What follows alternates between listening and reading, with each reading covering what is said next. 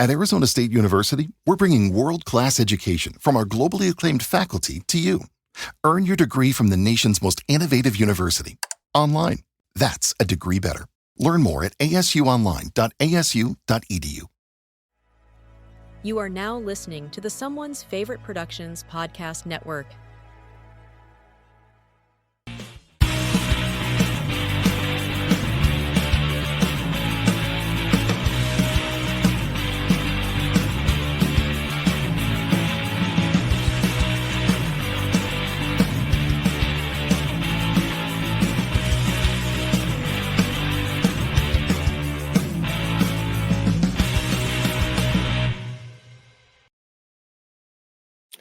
Hello there, and welcome back to another Thursday night. Reconnected here, and it's been a weird week. We got some random things to talk about that Zach and I did not prepare Zach, so I'm sorry, but they are things that you'll be able to speak to, I promise.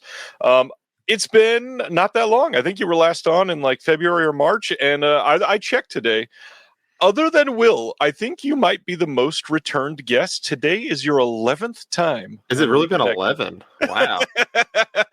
I would say, I'll go try to fight Will for it, but I think he's about like 200 ahead of me at this point. So, I mean, considering he's got a regular seat every month, that's going to be difficult to pass up. But how you doing? Welcome back. Not too shabby. Enjoying the summer. How about yourself? I hate the summer, so trying to make the best of it. I'm a fat man that hates humidity, and it's miserable just to walk to the car. I want to I know we talked about you coming here for during the summer at some point. Yeah, you're gonna be miserable. You're gonna hate yes, it I am so much. Yeah, it's I won't claim to know what it feels like there, but even moving here from the desert, which super dry and it's great and super hot, I came here and wanted to jump in front of a train. I gotta be honest.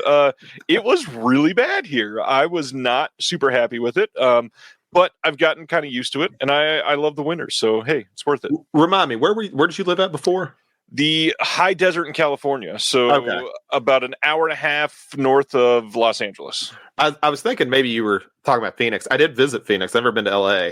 And why would you put a city like the sixth largest city in America in the middle of a desert? And before I drove out there, I was just thinking, I drove through New Mexico, and I was like, oh, okay, this is what Arizona is going to be like too. And then as soon as you hit the Arizona border, I hit Tonto, which is a forest. I'm like, why is the city in the desert? Yeah, Phoenix is very hot, and it's essentially the same desert as where I grew up. It's just a very large desert. Yeah, Phoenix is like a 5-hour drive from where I lived. So maybe a little more. Yeah, when I did my road trip, I ended up turning up to go to like Utah and Nevada and all that, and then I hit Northern California, like Willows Creek, and smart, yeah. I went around all the shitty stuff. Willows, I wanted, and it's the only thing that was sad. It was in the middle of COVID, because that's the reason we did the trip, because we couldn't go anywhere else. And I was like, I just really want to see the Bigfoot stuff, and all of it was closed. I was like, no. I wanted to eat the weird foot-shaped cheeseburger. It's like half the reason I drove out there. I want a foot-shaped cheeseburger. Have you ever seen the movie Willow Creek? Bearcat did. I think so. Like right when it came out. So it's been, God, that was what, 2012? 14, yeah, somewhere around there. Yeah. They go through all that. So it was actually kind of cool to go over there. I was like, oh, I've seen all this stuff in that movie. So that's neat. That's great. Yeah, it's been a long time. I need to rewatch that one. That was fun. Yeah, I really like that one. I give a lot of credit to any director who says, I'm going to set a camera up for like 27 minutes and I'm going to keep it interesting. Like I really have always liked that movie just for that scene. Hilton is in Phoenix. He says only 118 degrees here in Phoenix yesterday. I say this to someone from the East Coast. There's always that thing of like the joke of it's the humidity kind of thing. It's not real heat. Once you get to like 110, it doesn't matter where you're at. It just sucks. Although if it was 110 and like 80% humidity, that's the dangerous kind of weather that people are literally going to die from. Yeah, like East Coasters just get like sun poisoning when they go out to like LA and stuff, like because it's not you just have to go like sit inside. Yep. So checking in, how's They Live by Film? What's been happening? We've been doing good. We just finished recording, and I think it's uploaded our final episode for the Mission Impossible series. So this was pretty much all first times for me and Chris. Adam was very happy. So that's pretty much been our big project as far as that goes, is just getting through all those. And it was kind of a big change because last summer, for people who listen to our show might remember, we did Fast and Furious, and they reminded me a lot of each other in a way, but also Mission Impossible is just way more competent, like at everything it does. Can I frustrate you? I want to listen to the whole series. I've literally only seen one of the movies. That's fine. When I started, I had only seen the first one just because it was a Brian De Palma film. Like, I really had no interest in it. That's why I have that one. I was like, I watched, and honestly, I like it. I think a lot of the ones are better. Like the ones that come later are better. We kind of gave an example in the last one. Not to spoil too much, but we all agreed the very last movie, the writing's absolute dog shit. Yeah. But it doesn't matter because everything around it's really well done. So you're like, I don't watch Mission. I mean, the Mission Impossible, every plot's the same. Ethan Hunt needs to go rogue to stop bad thing from happening, and it's every movie, and I'm cool with that. And we can do some crazy shit for a while. I've heard they're great. I just need to get into it for sure. Yeah, I think it starts rough. I think that's kind of the hard part. Yeah, especially when such different directors for those first three. Mm-hmm. Yeah, I ended up liking because the first four, it's De Palma, Wu, and then 3 is Abrams, and then 4 is Brad Bird. Yeah. And yeah, so they're all drastically different. Well, you watch a bunch of stuff, so we're going to be talking about that in just a minute. Recent pickups. Let's do that first. What have you been picking up? Oh, okay. I got a stack of stuff because I couldn't remember everything I got. So I know we have somebody. I think it's Zach, the one in the Discord, who's also a media book collector. So I just recently got the Solomon Kane one. Oh, I have not seen that. That's crazy cool. Yeah, they got 3 variations of it, and the only thing I wish is it came with a CD. It's one of my favorite soundtracks from any movie like ever. It's probably like my top 10. Yeah. And you can't find it anywhere. So that's great. But yeah, I've been into that, and a lot of my purchases have been going into Conan stuff. I've been buying the comics and things like that. So I have a little bit smaller of a stack than I probably normally have. Steelbooks. A lot of these are going to be steelbooks. So got the Monkey. This one I got the UK one. Yeah. So grab that just to keep the Perkins run going. Got the Long Legs one. Nice. Yeah. Just got to get all those. I still got to get that bootleg of that really long titled Netflix one he has. I really need to grab that. Oh yeah. But last steelbook is Fallout. Oh, show. I need to see that. Yeah. Are you a fan of the games? I never played them. I tinkered with Fallout 3 for like 10 minutes on somebody else's system. I've never given a ton of time to them just because it came like right after I got into everything else that I was doing, and so I just missed it. I will say I think it's a good entry point for like somebody if you know stuff about the games. There's a lot of like Easter eggs and stuff, but I don't think it's necessary. Yeah, like the very end, you might be like, "Oh, why is it ending like this?" And it's like, yeah, that'd probably be about the only thing. But beyond that, let's see. Last stop at Yuma County, which I think Arrows has a sale now, so this is probably cheaper than when I picked it up. Incredible movie. Shout out to my friend Fran who directed that. Yeah, fantastic movie. One of my favorites movies ever. Bring Me the Head of Alfredo Garcia. Nice. I'm planning on watching the 4K. I hear it looks great. I don't know why Shout didn't give it a fucking slipcover like they did everything else. He's too much of an indie director. We can't do that. Yeah, you can't do that for Peckinpah. And ended on a couple Westerns. I got these Arrows for a few dollars more, and Fistful of Dollars, and I am patiently waiting for The Good and the Bad and the Ugly, which will be here someday, I hope. Offer in the chat for buying those from you. Oh, who is? You're going to start getting offers. Watch. Hey, my cat needs a shave, so maybe if face. Or I Maddie. hope that wasn't a euphemism. No, he's a long-haired cat, and it's so sad. Like, it's really sad. It makes me feel bad. So we got to shave him. First time he's ever been shaved. He's gonna hate me for about a week. Oh. So my stuff, real quick. I got a couple weird things. First, I don't normally show out clothing, but everybody's commenting on this tonight. Trans flag with "Fix Your Hearts or Die" quote from David Lynch. Everybody's saying where to get that. Go to fridacinema.com, fridacinema.com, and click on shop at the top. It's the Frida Cinema. Dang, I got the entire thing wrong. Let's start over. Erase that. thefridacinema.org. I'm sorry, thefridacinema.org, and then click on shop at the top. And they've got that. And then the other thing, I don't think it was free shipping, but I just hey, I may as well get something else while I'm here since I'm paying for shipping.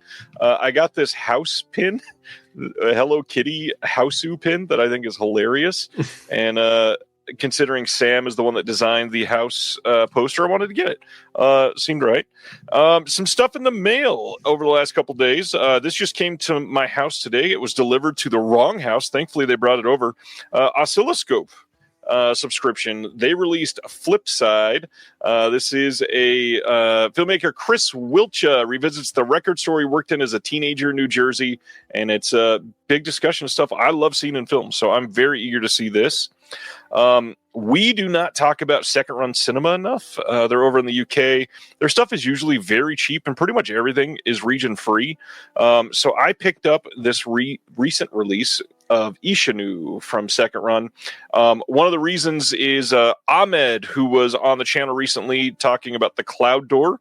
He's the one that did the booklet essay on this one, so I wanted to check that out.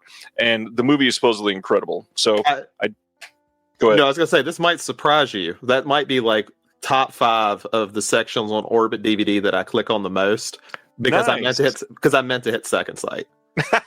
Never mind. Oh, that is so Zach. That is so funny. Oh, that is hilarious. I love it. Next thing, I've been really into Jackie Chan over the last couple months, and thankfully we are seeing all kinds of incredible releases of his films. To Kill with Intrigue is a movie that I did not have, I don't think. So they just did this, and it's a 4K. Well, I got rid of some of my old Jackie Chan releases. Oh, fair. Okay, I was just these started coming out. So now I got it in 4K. And then you were mentioning steelbooks. I got one to show off, which this is one of my favorite movies of all time. And let me take off this little crappy J card that they put on there. I don't know. Obviously this is like a classic. A lot of people love this movie. I don't know how many people are in the chat are going to be like, why did you do this? But I had to get the deluxe edition of Clueless. Awesome. I think this is one of the greatest movies of all time. And on the inside, it's got the same steelbook that they've been rocking for a while. I just knocked the disc loose, of course, because the spindle was not perfect. But on the inside, it's got all of the pictures from the film.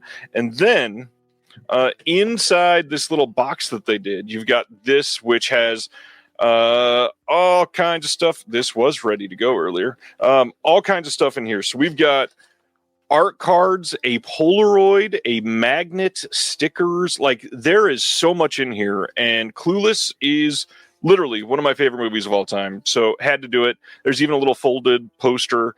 I am shocked that they put this much love into a studio release, and I want to see them do more of that. So I said, Sony? This is Paramount. Paramount, okay. I believe. Yeah, Paramount. Sony, I don't think Sony would do all that, unfortunately. Yeah. Not for Clueless. So yeah, that is my pickups. You watch a lot of stuff. What have you been hanging out with lately? Let's see. Anthony knows because me and him have been chatting. I just recently went through all the Stepfather films, which I feel like would be more of a discussion later. But those were actually a lot more fun. I've seen the first one. I saw it years and years and years ago, probably with my mom, because I remember the what was that case from? They had it on TV. I remember it wasn't Unsolved Mysteries. I think it was. I'll remember it later. But yeah, that's how the actual guy got caught and everything. Right. But yeah, I've been watching those. First one was really great, of course. Second one was surprisingly really good. It's good they had Terry O'Quinn to come back. And then the third one gets into the TV movie thing, and it changes the actor, and it's fine. It grows on me as it goes, but it definitely was a downgrade from having Terry and Quinn in the first two, and then dropping it down. I mean, they could at least picked another lost actor if they were going to recast. Make me excited to watch it. Let's see. Beyond that, what else have I been watching? Now I have to look. I watched The Patriot for 4th of July because I saw that. Yeah. Gotta watch The Patriot. I ended up watching, I found out about it recently, from Crit, who's been on here before, for anyone who's confused about who I'm talking about. He showed that Army of One, a Nicolas Cage movie, had a director's cut on YouTube that was just uploaded for free by the director. And so I decided to watch it. I had never seen the theatrical, and I'd never heard anything good about it. The whole movie where he's playing the guy who snuck into Pakistan, maybe. Yeah, I think it's Pakistan, to try to assassinate Osama bin Laden, and was caught, because God told him to. I ended up watching the director's the theatrical movie is an hour and a half, and the director's cut is 2 hours and 40 minutes. So it's a whole other hour. And I'm really confused watching it, and it makes me kind of curious to go back to the director's cut, the theatrical cut, of how they turn that movie into kind of a irreverent comedy, because it's actually kind of sad. You watch it, it's funny because Nick Cage doing Nick Cage things, but then there's this underlying sadness throughout it, and I'm this is just kind of a bummer in a weird way. So I'd recommend that. It sucks that the only way to watch it's a 360p YouTube video that's compressed terribly, but it's one way to watch not at all. Yeah, it's apparently the director couldn't make money off of it, so it's not monetized either, so no ads or anything. And then the only thing else I guess I got into was got onto a small Tony Scott run, watched Crimson Tide, Days of Thunder, Enemy of the State, Spy Games, and The Hunger. So I'm almost done watching everything Tony Scott's ever made at this point. I got 4 movies left, and one of them's Top Gun. So saving Top Gun for last. Well, purposefully, there's one movie that I really wanted to know what you personally thought, and I did not check your Letterboxd. I've been staying away from any of the reviews that you posted. I've clicked on the review to read that review, but not gone to the profile to see what else you've been watching. Okay. I want to hear what you thought of Life of Chuck. I haven't seen it. No. Yeah, I wanted to, man. Something was going on that week. I wish I could remember what it was. I think my schedule had just changed for work, and I never could make it out to the theater to see it, unfortunately. Damn. Yeah, no one's more disappointed than me. I could not make it. And then I think my theater only kept it for a week. Oh, I swear I went to the next week, and maybe they had a 10:30 showing, right, where I'm 45 minutes away from the theater. I was I can't get out of the theater at nearly 1 o'clock and then drive 45 minutes home. I'm too old. I can't do it anymore. That I don't understand. It has not done well at the box office, and it is a revelatory film. I guarantee it. Everybody should have seen, and for some reason, it is just languishing, and hopefully gets a second life on streaming or something. Because God, do people need to see this movie? And I wonder if some of that is just because Dr. Sleep bombed at the box office as well. I mean, Flanagan's one of those guys who does so well on television and does so well on streaming that it's kind of disappointing that, he's only had, I guess now 3 theatrical runs in 10 years. And Oculus did okay. Let's say, what was the last one? Maybe a Ouija? Yeah. That might be the last one before Dr. Sleep. I think he did mostly TV and streaming after that. Yeah. So that's what happens when you are stuck in the Netflix machine, unfortunately. Now the Amazon machine. It's God. I just hope he gets some sort of freedom to be able to do all of that other stuff. He needs, I don't know, Life of Chuck is so different from everything he's been doing. It just felt fresh. We didn't have to focus on the horror aspect for the entire movie because it's such a different style, and he's got that expectation, of course, to have just this ongoing dread that he's got in everything that he does. So it was nice to see him, I don't know, spread his wings a little bit, do something very, very different. Yeah, and from what I've kind of seen, and I've read the short story when Let It Bleed came out, which may have been 10 years ago now. So I remember really liking that story, and I thought it's more sci-fi than anything. Yeah. But yeah, with that one, it almost reminds me of like it'd be something like Before I Wake, which I also think kind of unfortunately got shafted. I think that was one that was supposed to hit theaters, and it took like 2.5 years to ever release because the studio that made it shut down, and then it got shelved by another studio, and then they just said it's Netflix, just throw it on there, it's fine. That's true. Yeah. And then, of course, as Sivner's saying, if it bleeds, it leads. I mean, yeah, there's no, I don't know, there's no catch. It's just a philosophical piece for a lot of people, and it's not like that's selling well in the theater in 2025. No, I mean, it's, the one thing that's kind of interesting to see, because I remember, 2019 hasn't been that long ago, but I remember you could pretty much throw anything out in like 2019 and it would sell. And he was saying If It Bleeds is the title. Yeah, yeah. Yeah. Whoops. I definitely did not do that right. Yeah, I could. Yeah, I see now. Yeah, I couldn't remember right off the top of my head. I was trying to look at my bookshelf. I was like, I know it's over there somewhere. My bad. Carry on. I did not mean to interrupt. No, you're good. You're good. I was 2019. Yeah, and I think now like movies can be successful, but I think audiences are just pickier. Like I think that's just reality. They're just not going to go for anything. And we've seen that a lot. Like movies either are pretty successful or they're just bombing. Well, that, and I mean, the reality is it's just so many people are not going to the theater nowadays. I hate to like keep ringing that bell, but I mean, when movies are literally costing, on a nighttime, like parents are out of work because everybody has to work nowadays and all that. There are so many people that are needing to go at 7:00 at night. And so you're charging, upwards of $20 just for the ticket. And then to get any sort of snack, now it's another $10 plus drinks. I don't know. There's a $10. I was like, I think I bought a small drink the other day because I didn't want to use my points, and it cost me $9. Like, oh, Jesus. Yeah, and I mean, and I noticed one thing I have noticed going to, I go to Regal, so a lot of them are using the passes now. That's what I have. I have a pass for Regal. Even people who know nothing about it are sitting there buying it because it really is I don't know. I feel like that's just really the future of cinema is you're going to get a subscription. Yeah, which is good, I guess, in a way, but I don't know how that's going to do long term because I already know studios don't make as much off a subscription ticket.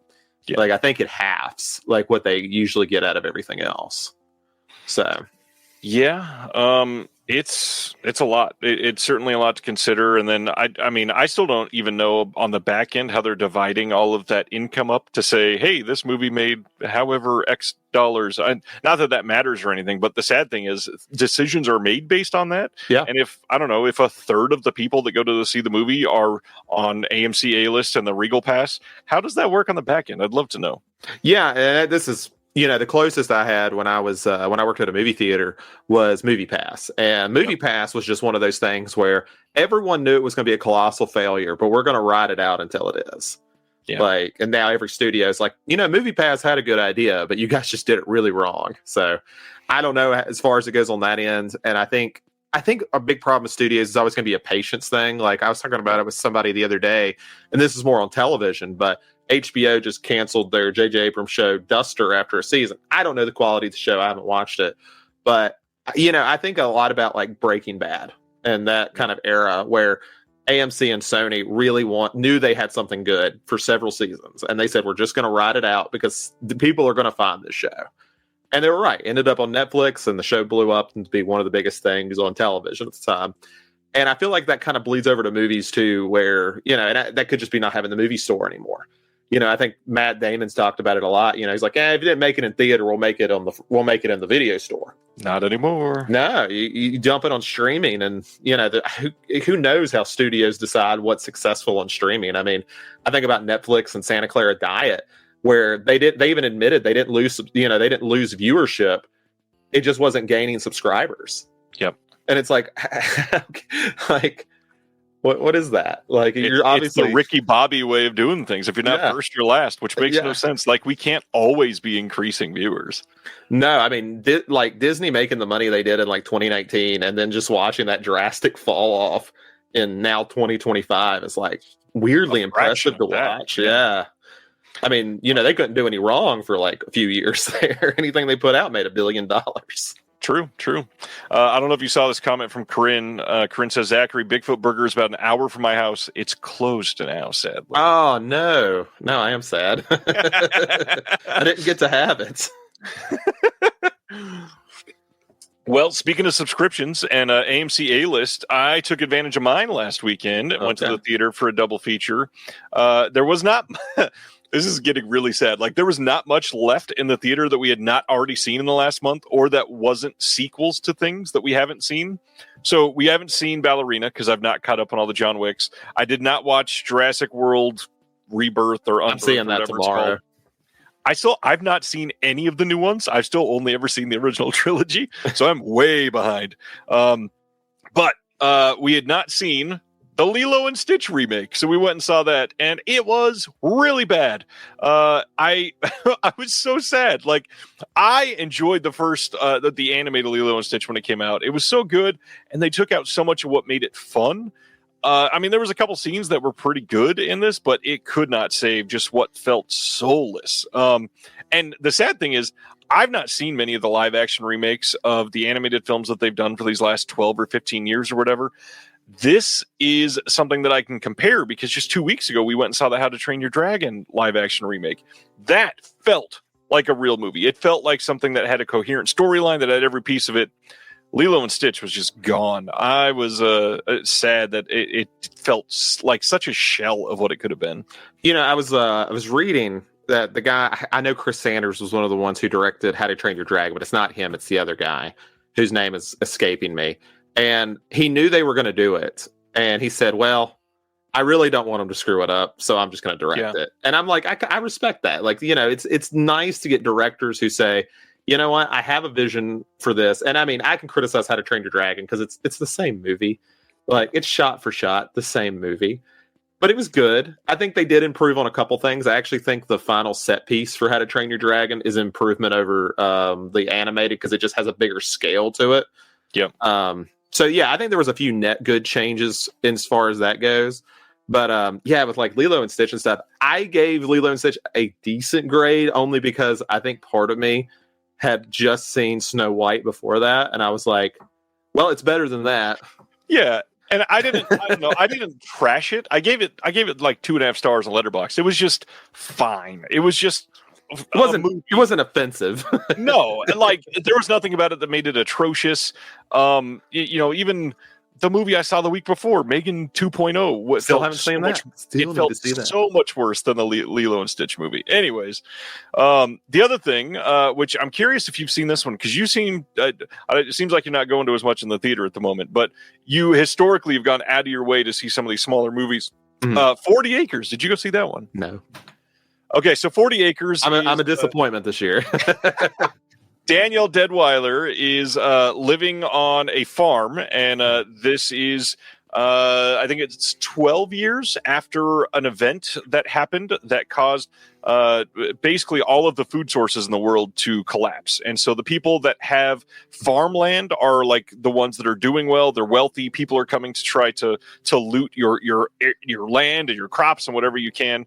But beyond that, this movie is kind of crazy because it's formatted, I don't know, almost like a post-apocalypse zombie movie in a couple ways with how they approach things.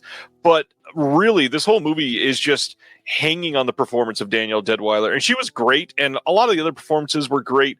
It was solid. It wasn't, the hard thing is, there's nothing special. It wasn't super unique.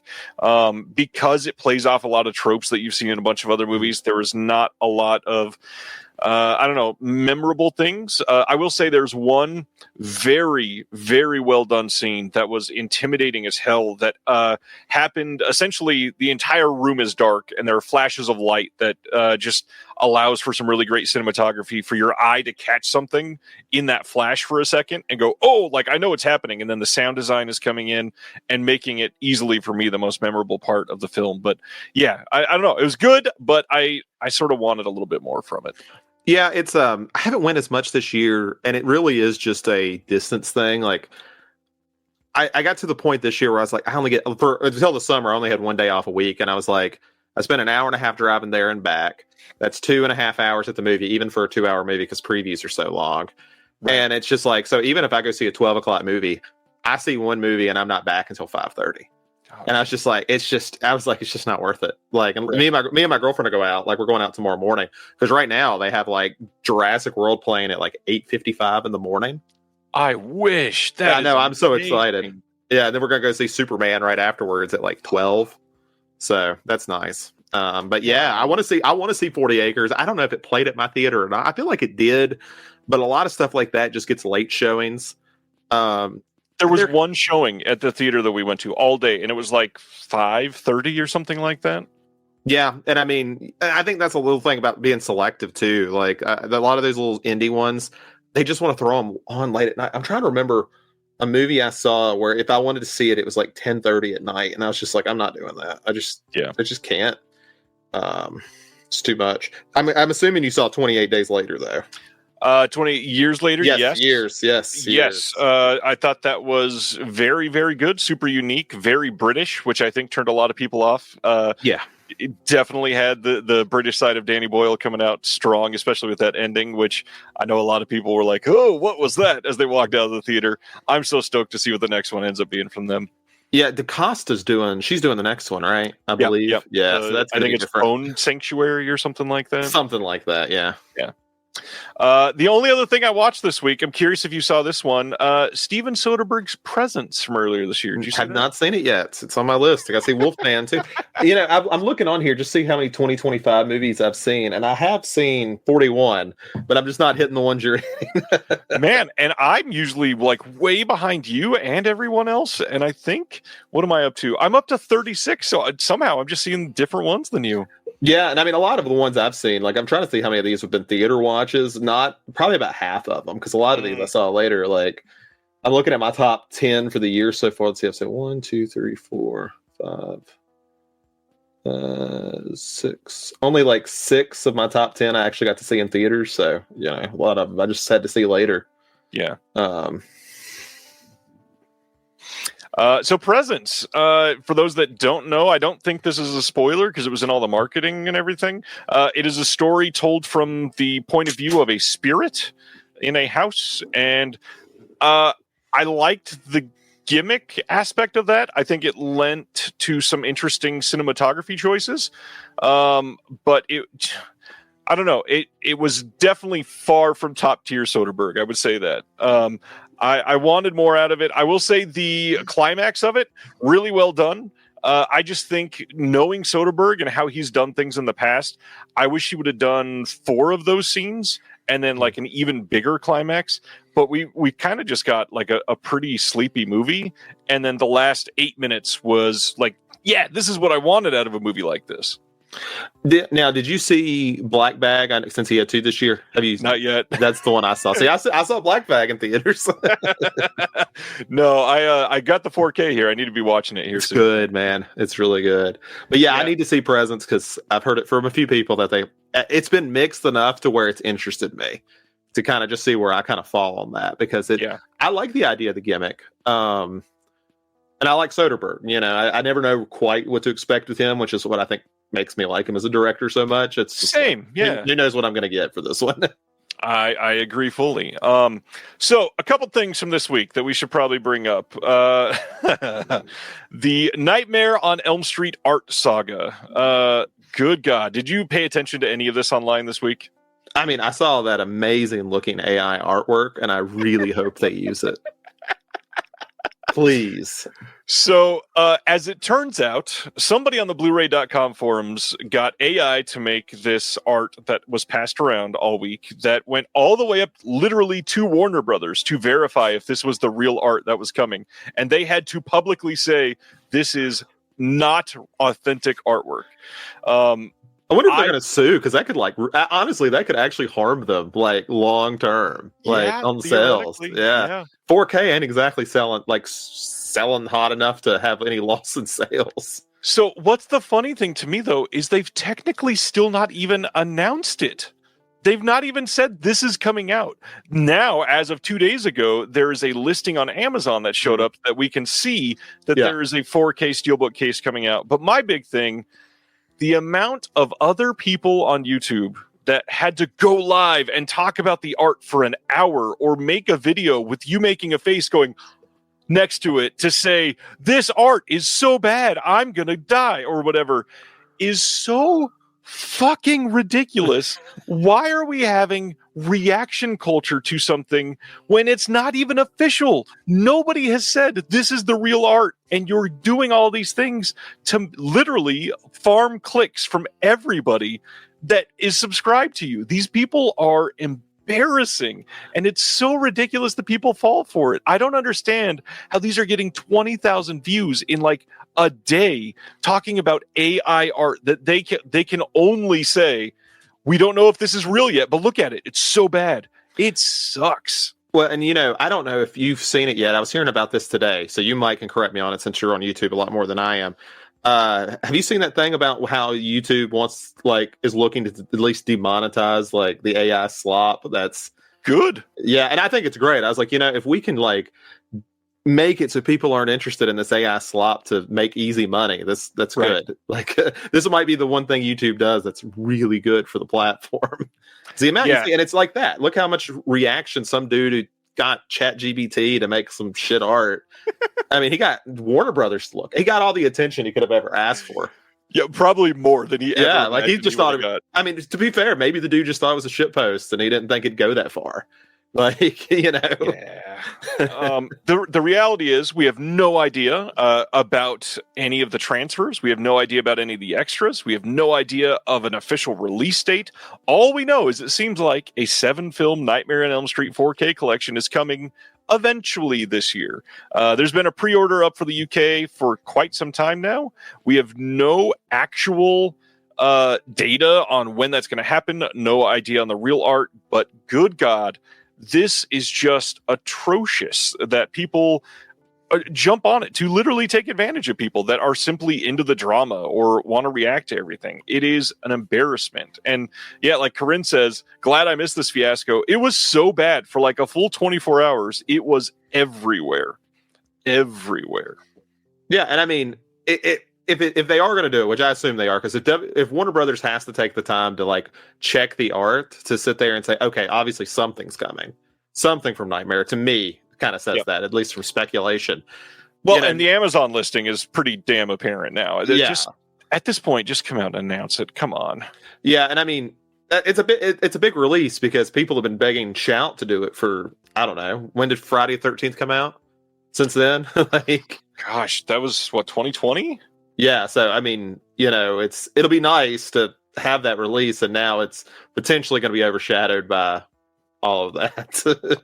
Yeah, and it will, undoubtedly there will be some, huge, like probably like 10% of the people that see the official announcement will go, this art is awful. I wish that fake one from 2 months ago was the actual art. And now they'll have to like either not respond, but that will be a vocal portion of people in the chat and in response to that in real life. It's crazy that that's a thing. If Warner Brothers is smart, they will take inspiration from their DVD sets that were brilliant. Like, do those. Just do that. That's fine. Have the spines line up and do it. It'd be great, which we don't get that kind of stuff anymore. But I was like, that's one thing about the DVD sets in Nightmare. They all looked great. I can't think of one that looked bad. Gary, you are so right. He says, before saying Warner Brothers would never make such AI slop, look at their artwork for the Blazing Saddle Steelbook. Yeah. It is so bad. That was, I think, the worst piece of art last year, and that's only because the Ace Ventura one is coming out this year. Oh yeah, I forgot about spitting that out. Is that the Walmart exclusive? That one is a wide release, I believe, not Walmart exclusive. Usually their Walmart exclusives have been shit, so I was just like, it's probably that one. I was like, do they just like, what's the worst artwork we have? Just give it to Walmart. The sad thing is, pretty much all of those have been one artist, and every time I post the announcement, he goes in and comments on my announcement on Instagram and says, thanks for sharing. I'm like, okay, you're welcome. Yeah, I mean, and I think people are harsh on artists. Like, there's like definitely been some Shout ones over the years that I'm like, I'm not crazy about this artist. There's nothing wrong with it. It's not my style. And they had that for a while. I do kind of miss, like, I forgot who their first artist was for Shout. I do miss them like a lot. Oh gosh, what was his name? I think it started with a D. Yeah. Or Whitehead, Devin Whitehead. That's it. Hey, I liked his art quite a bit, and even then it was controversial. I think now people look back and say, "Man, we wish we had his artwork." But I also those were the good old days that everyone complained about. Oh yeah, every time one came out, like this looks like shit. Just put the original artwork out, and it's like you can reverse the covers, guys. Every single time. So the other big thing, people are freaking out because of the Night of the Living Dead 4K Steelbook that Sony announced. Went up for pre-order at Diabolic DVD yesterday for less than 15 minutes because they had put up a listing beforehand that everybody could sign up to get an email when it was live. And within 15 minutes, they sold out of their allotment, so they had to pull the listing. And everybody's freaking out. The website was down. You literally could not access anything on Diabolic DVD for like 45 minutes or an hour. It was real bad. And a lot of people obviously did not get it. And so everybody's freaking out now. It's gone. I'm never going to get one of these. It is so ridiculous. This is a wide release. It's going to be available everywhere. Nobody said that this was a Diabolic DVD exclusive. You're going to be able to get one. It's not going to sell out on day one. Are you excited about this movie? Have you seen the 1990 Night of the Living Dead? Yeah, I actually have a steelbook of that one. Funny enough, I forgot who put that one out. So I didn't know that it had a steel before. That's nice. If you give me like 1 minute, I'll find it. Sure, take your time. Mozart is right. Mozart says Sony's going to print this thing for years to come. This is a highly sought after 4K release with a cut of the film that we've wanted for years and years. This is something that people have been, thinking we will never see, and the fact that we're getting it, this is going to be very popular for Sony. And if Sony is one of those ones that does their limited steelbooks and it'll sell out, and then after like a year and a half, they'll reprint it. However, because of how popular this is going to be, they'll likely do a standard in between, which they don't always do. In fact, they kind of rarely do. But this, I think, is going to get them a lot of money, and they're definitely going to keep printing it. Here's the original one I had. Oh, is that a U.S. release or is that from Germany? I think it's Germany. It's got an 18 rating on it, uncut version. It says it's a Sony disc, but I can't see the company anywhere. Yeah, it doesn't say. It just says Sony. But I guess they put one out in Germany. Huh. Interesting. Either that or they stole they weren't allowed to print it, and they were like, let's not put our name on it. Yeah. They'll never know. Oh, that's great. I forgot that had an 18 rating on it, though. Yeah. The other big thing, and this is the last thing. Normally we don't bring up all the drama, but this one was funny enough that we got to discuss, because I don't normally cover Massacre video releases. Did you hear about what happened with them this week? Is it the same? I'll just let you tell me, just so I don't make an assumption. The bankruptcy paper. Yeah. I did see that fake thing. I called that one. Well, hold on. I've got a theory on that. So, a court document, showed up in a Facebook group of Lewis Justin from Massacre Video declaring bankruptcy. It was something that we didn't see any more documentation. We just saw that it's happening in one of the LA district courts, filing for bankruptcy, and it got a lot of people going, well, that's why I haven't gotten my stuff in almost a year. And now he had to go on, I think it was Instagram, and respond and say, hey, this document that was going around, he brought up a picture of the document and in big red letters wrote fake over it and said, this is all fake. We're just slow. We're between distributors right now. Everything is still coming and all that. Just to come out and say, hey, this is fake. We're not filing bankruptcy. Again, I'm not saying this is real, but it would not surprise me because of what Massacre Video has done in the past. That doesn't mean that it's not real. He could literally just be doing that to save face at the moment. This is one of those things that it's a tough situation. What I'm trying to say is it's none of our business until it is our business. Once we hear that something has happened, yeah, you can try to go get refunds theoretically through your card processor, through Massacre Video, if it is a real thing. But if it's not a real thing, you'll get your releases eventually. So there's two possibilities, but causing drama online over it doesn't do anything to help anybody. If this is a court document, is it not? Is bankruptcy stuff not a public document in California? So it is, and I tried to do the right thing. I spent an hour researching this, and everything I found was I had to pay to access the documents. I wasn't about to do that. This is not that important to me. So yeah, maybe they do that for bankruptcy, because I was like, if it's Yeah. civil or criminal, they definitely would have released it publicly. Gary says Warner Brothers should have stamped fake. That would have been awesome. But yeah, I agree with Reservoir. I don't trust Massacre Video at all. Like, I won't even say as far as I can throw him, because I can probably throw him like 4 feet. I wouldn't even throw him 1 feet. It's not worth it. Massacre Video is somebody that historically has taken money for pre-orders for stuff that wasn't even anywhere near like replication or authoring, and people would get stuff later. Everybody needs to just calm down. So much of this is not that serious. And if one of these companies is filing bankruptcy, like I said, there are 2 possible outcomes. You fighting about it online isn't going to do anything. Either you're going to get your stuff eventually, or you get a refund, or you fight for a refund. You may not get it, but that's one of the outcomes.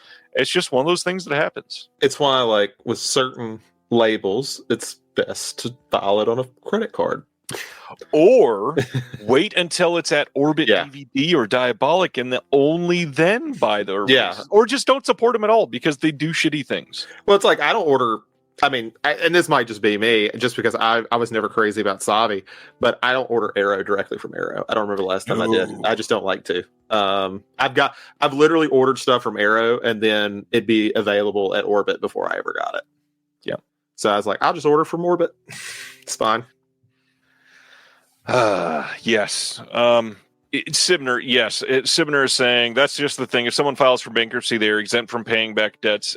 It's not exactly like that. If they Which have chapter is he supposedly going I don't through? even remember. It's not that important. No, we don't need to go through that. Corinne says, is the news that BS is suing Orbit fake? Now, as much as I don't like AI slop, those have been kind of funny.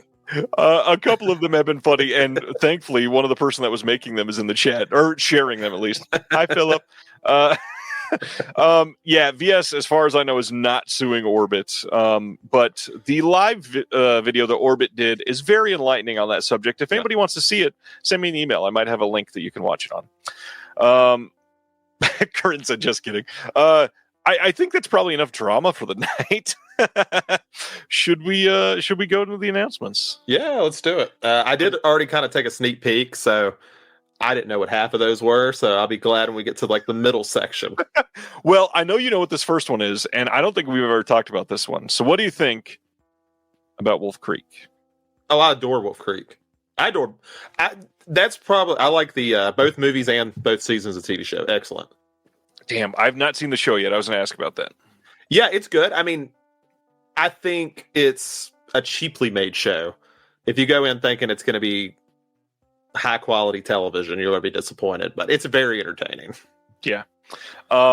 I love this first movie. I think the second movie is really great too. Adam says Wolf Creek is adorable. Oh, that's the last adjective I would have used, but I like it. Yeah, Imprint putting out a 4K box set release of just the first film. They still have to put it in a box with multiple cases on September 24th, coming out of Australia. This one has no new bonus features, but we got a 4K disc and a Blu-ray disc, and it's got the unrated cut on Blu-ray. It's got the unrated cut on 4K, and then there's a third Blu-ray disc that has the theatrical cut on Blu-ray only. So you're not getting theatrical in 4K, just the unrated cut in 4K. You know, I almost feel like Imprint did it the way they did. They were like, which cover do we go with? We'll just do both. Yeah, or all three, theoretically, considering they kind of made... Oh, yeah. Sure, yeah. I guess. Yeah, I love this movie. I can't pay Imprint prices to get this as much as I adore Wolf Creek. I feel like somebody else can put a 4K out of Wolf Creek if they've done a master. It's already happened in Germany. I guarantee eventually this will likely get a 4K in the US. Like, come on. I know that I shit on them all the time. Shout Factory. Give us a 4K box set of just a double feature of the first two. I think there is, because for a long time you couldn't get Wolf Creek on Blu-ray in the US. Right. But I think that's changed. I think I've seen it at Walmart now. So somebody's got, I don't know who has the rights to it now, but somebody does. Would be nice for sure. But yes, that is an imprint release coming in September. We had a couple more Vinegar Syndrome announcements that were coming in after the show last week. So the first one is a Blu-ray release of Fire Maidens of Outer Space. This one is coming as part of their VS Labs line. And this is a 1956 Paramount film. Sci-fi, very much fits in their alien invasion theme. This one is scanned and restored in 4K and only released in a Blu-ray package for some reason, even though this already had a Blu-ray release, which is kind of odd to me. We got a commentary on here with Jonathan Rigby and Kevin Lyons. I don't remember if that's on the olive disc. I probably should have checked. We also got a commentary with Chris Shields and Sarah Fensom. There's a new visual essay by Dr. Sabina Stent, and then a new visual essay by Dr. Benjamin Tucker as well. But I like this art. This is a fun looking release. I'm not super into the 50 sci-fi stuff like this, but for fans of the genre, honestly, you might have the old olive disc. So I don't even know if this is something that you would jump on. I mean, for the cool artwork, I guess. I think that's what it is.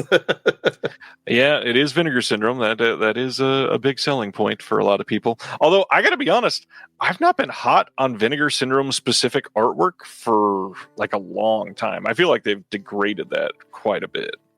Yeah, they're not the ones I would put as like top tier as far as like artwork goes. I think Arrow still does really good with a lot of theirs. TerraVision does great with theirs. I've liked a lot of theirs they come out with. Even sadly, that one that was accused of AI, which I thought was actually really good. But my vote still goes to Radiance. Yeah, Radiance, of course. One of the most eye-catching, and then Deaf Crocodile. I'm a little biased, but I think Deaf Crocodile has incredible art.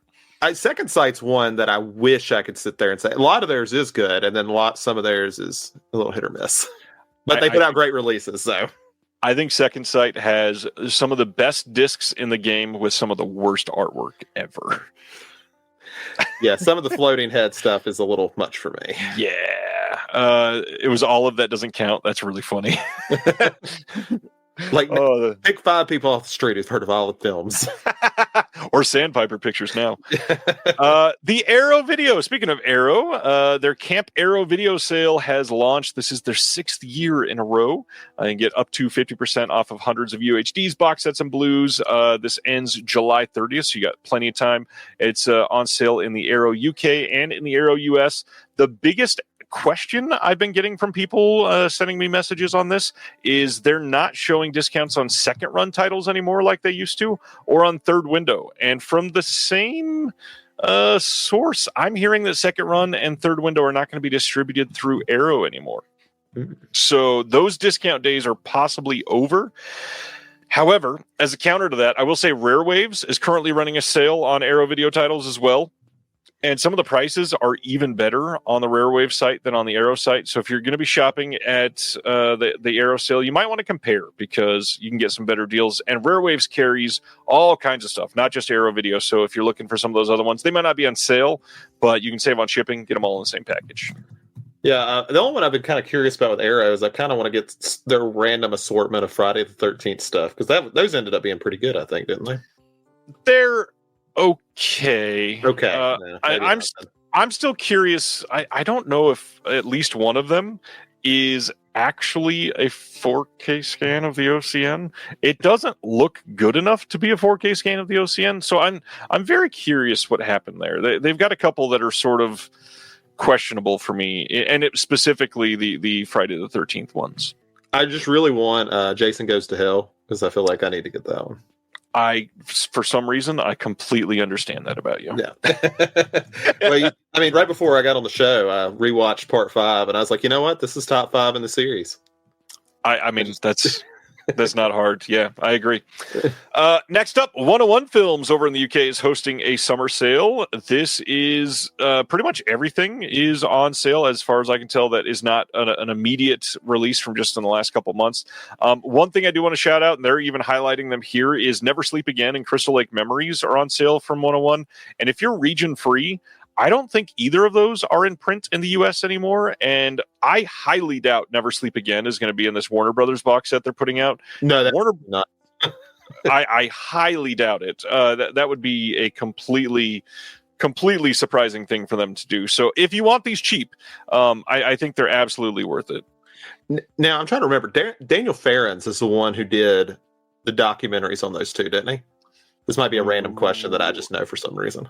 That name sounds familiar. Let me look. He wrote Halloween 6. Like that's kind of one of his like big fame, but he also made that terrible Sharon Tate movie that had Lizzie McGuire in it. Oh, yeah. Lizzie McGuire. That's funny. Yeah, it was Daniel Farrens. Yeah, there we go. I always think it's funny because that's definitely like the best thing he ever did was those two documentaries. I was like, you should have just stuck with that, man. And they're both incredible, by the way. For those that have never seen it, they are both magnificent. What are they, like 4 or 5 hours long? Yeah. And one of them might even be 6, I'm going to be honest. Yeah, I feel like when I watch Crystal Lake Memoirs, I did it over like a week. Jason says, I won't be upgrading to the recent Arrow Friday the 13th releases. The transfers are not that great. Well, that's disappointing. Well, that's good to know. I'm glad somebody agrees with me. Yeah, okay, that's good. Hey, save me money, please. Tell me everything I want looks terrible. For those that have never seen it, if you're looking to save money while you're in the sale, Basketball, masterpiece of a movie as well. Oh, I love Basketball.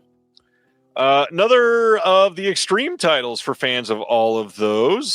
July 24th, Bizarre Theater Releasing is putting out a double feature of Sunken Danish and Monstrosity. These are from 2012 and 2014. 2 brutal, gory, and unforgettable snuff-inspired horrors from Denmark. A grotesque double feature for the truly fearless. This is going to be limited edition, I believe. Yeah, strictly limited to 500 copies. Once it's gone forever. Check it out for everybody into the Extreme stuff. 500 copies, and they just had to put that giant double feature to separate them. Like, I mean, At Arizona State University, we're bringing world-class education from our globally acclaimed faculty to you. Earn your degree from the nation's most innovative university. Online. That's a degree better. Learn more at asuonline.asu.edu. I mean, they don't have a ton of money for artwork, but that's fair. At least the movies are getting a release. Yeah. 500 is probably generous on that kind of stuff. Yeah, they'll probably sit there for a while. I gotta admit. Yeah. What's going on, Sam? The Disconnected, that's me, posted about Target having a sale this week, and this is a really rough week for sales. We already just talked about 2, and there's so much happening right now. So Target buy 2 get 1 free sale is happening. This goes on until Saturday night, July 12th. For those that don't know, they carry boutique stuff online, not in store, obviously, but a lot of the U.S. boutiques are carried online. Certainly not all of them. You're not going to find every title, but Shout Factory has a lot of their stuff there.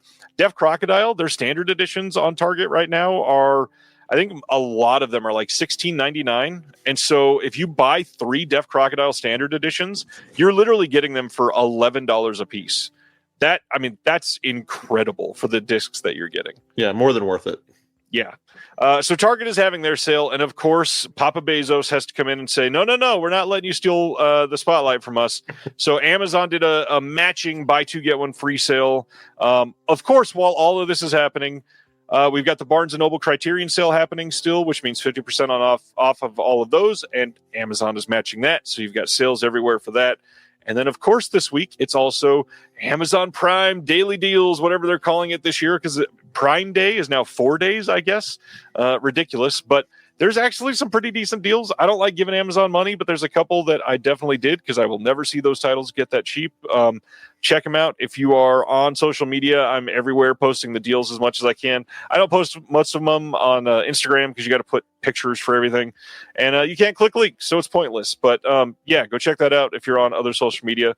All the sales, have you partaken in any? No, I'm really bad at sales because I think it's because like, every time I find out there's a sale, I found out after I like spent my budget for what I was willing to like spend because I get paid on the last day of the month and the 15th of every month. Yep. So whatever I'm going to buy then. If there's no sales going on, then oh well. And then I'll be like 4 days later, like I should have waited. Well, the 15th is this next week, so yeah, a couple of these will still be going on. Yeah. Next up, speaking of second run, they are putting out Who Wants to Kill Jesse from 1966 on August 25th on Blu-ray. This is from the director of 3 Wishes for Cinderella, and it is a delightfully demented, absurdist 1966 comic book fantasy that is unlike anything else in the Czech New Wave, and presages the DC and Marvel comic book franchises by several decades. This is a new HD transfer by the Czech National Film Archive. There's an early comic short film by the director presented from a brand new HD transfer. There's a projection booth commentary episode with Mike White, Jim Laskowski, and Jonathan Owen. There's a visual essay by Michael Brook on crazy Czech comedies. There's a book with new writing by Czech cinema expert Jonathan Owen. New subtitle translation, all kinds of stuff. To me, eventually, this is a must-own for sure. I want to know how Second Run got this away from Craig. This feels like it went, man. Craig says, no comment, and this doesn't count. So take that for what you will. Yeah, I was just reading animated by Czech New Wave. I was like, sounds familiar.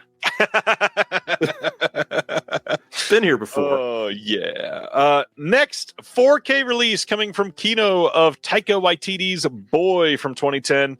I really like this movie. I'm glad this is coming to 4K. Have you seen this one?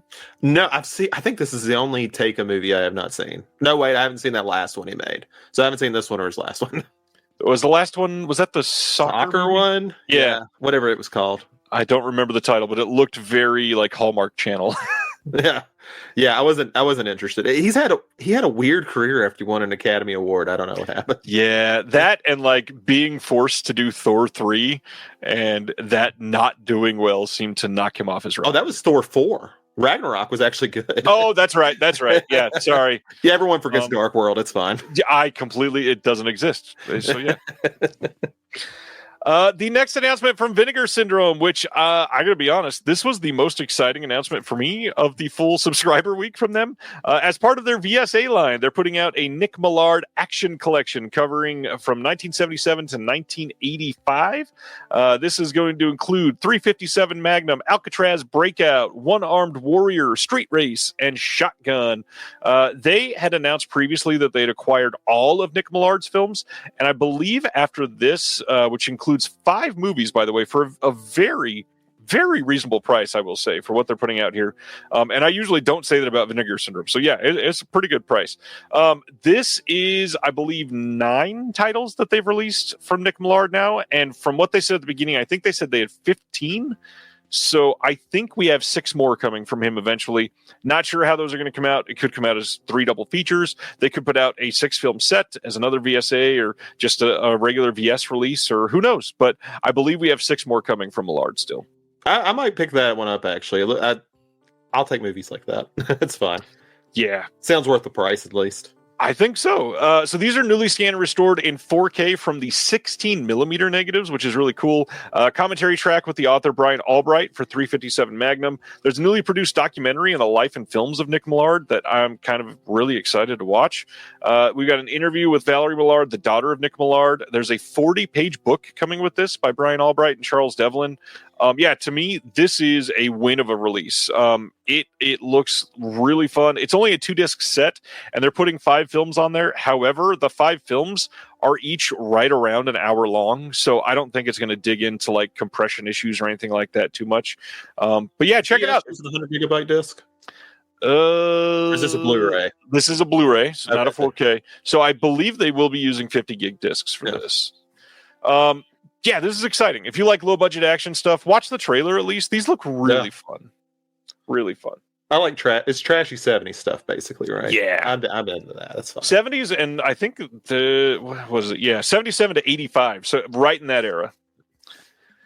Next up, another sale. I think this is still going on. I've not checked. But MVD was running a label sale on Arrow Video, Blue Underground, Full Moon Feature, Severin, MVD Rewind, and MVD Visual. There's a couple other random things that they were throwing in there, but if you want to check it out, they had a big banner on top of the website, and they had stuff as low as literally $2.98 for Blu-rays, which is a crazy price. I think that was last time I ordered from them. That was the price of how stuff was going. Jeez. Yeah, they do some crazy interior sales for stuff like that. But yeah, lots of stuff on sale for that one. This is so funny to me. Kino putting out a 4K someday of The Rock in Walking Tall, and everybody responded by saying, "Well, what about the original one?" Unfortunately, that's not happening. brand new HDR Dolby Vision Master on this. If you want to see The Rock in 4K, this will be your opportunity. I feel like The Rock might be the actor who's been featured most on a 4K disc. He's got to be up there by now. Ooh. It's either him or Marvel, but that feels like cheating. Yeah, Marvel, like, oh, you know what? Samuel L. Jackson or Scarlett Johansson, probably. What? God, I would love to know the answer to that. See, now I've got something for the next time I show up. I'll have like a spreadsheet and everything just posted here. Yep. All right. Well, that's enough of Walking Tall. The next release from Vinegar Syndrome this last week was 5 Dead on the Crimson Canvas from 1996. This is from their Degausser line. Now, their Degausser line is basically for like the lo-fi releases that they're putting out. Theoretically, many of these have been either shot on film and edited on video, or a couple have been shot on video entirely. This one was shot on film and edited on video, I believe.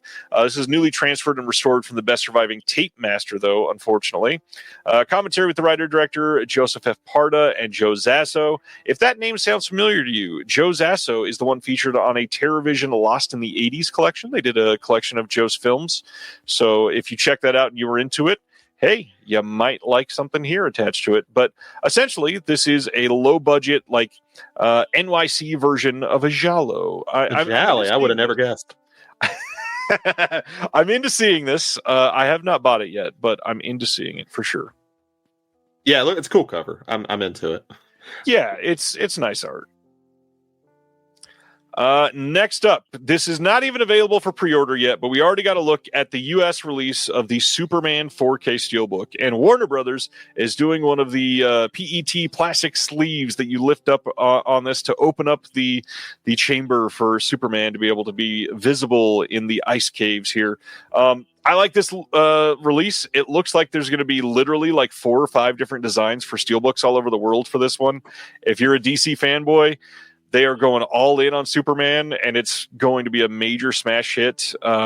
Be prepared if you want options on this one, because it's going to be crazy. I'll wait for the Man of Steel one. I'll be that guy. Craig, you know what I meant. I'm just describing the aesthetic there. Yes, Fortress of Solitude. Too bad Kevin Smith isn't in the comments. We'll just have to let Craig do that for us. Like, be the Kevin Smith here. I got to be honest. I'm not swimming in the DC fountains all that much. Although I am seeing Superman this weekend. I'm not one that worships it. I know it's called the Fortress of Solitude, but it's kind of funny, anyways. Let's go back to the classy stuff. September 15th, Studio Canal over in the UK releasing a special collector's edition, 4K release of The Graduate from 1967. You've got a classic film starring Dustin Hoffman that most people have seen, have bought at least on 1 or 2 formats before, and now coming in Studio Canal, putting all of them to shame with what looks like a really great release. I have a question. How do people feel about, like, I haven't kept up with the Studio Canal, like how people feel about it. I kind of like these covers they're doing, like this style. I've seen a few of them. I dig it. I adore them. Okay. I was just like, I'm so, like, sometimes I feel lost when I hear people like in the community talk about art. So I'm like, I think these are pretty nice looking. I would buy them. Yeah, I think they're classy. It gives it I don't know, an air of, you know, we're giving this some reverence in a way. Pretty happy with it. But yeah, as Sibner says, this will be on 4K from Criterion eventually. Yeah. You can count on that. However, nowadays, I trust Studio Canal more than 4K for their discs, for sure. This will be a 3-disc set, including the Simon & Garfunkel soundtrack. There will be a 64-page booklet with new essays from Christina Newland, David Jenkins, Helen O'Hara, and Simon Brew.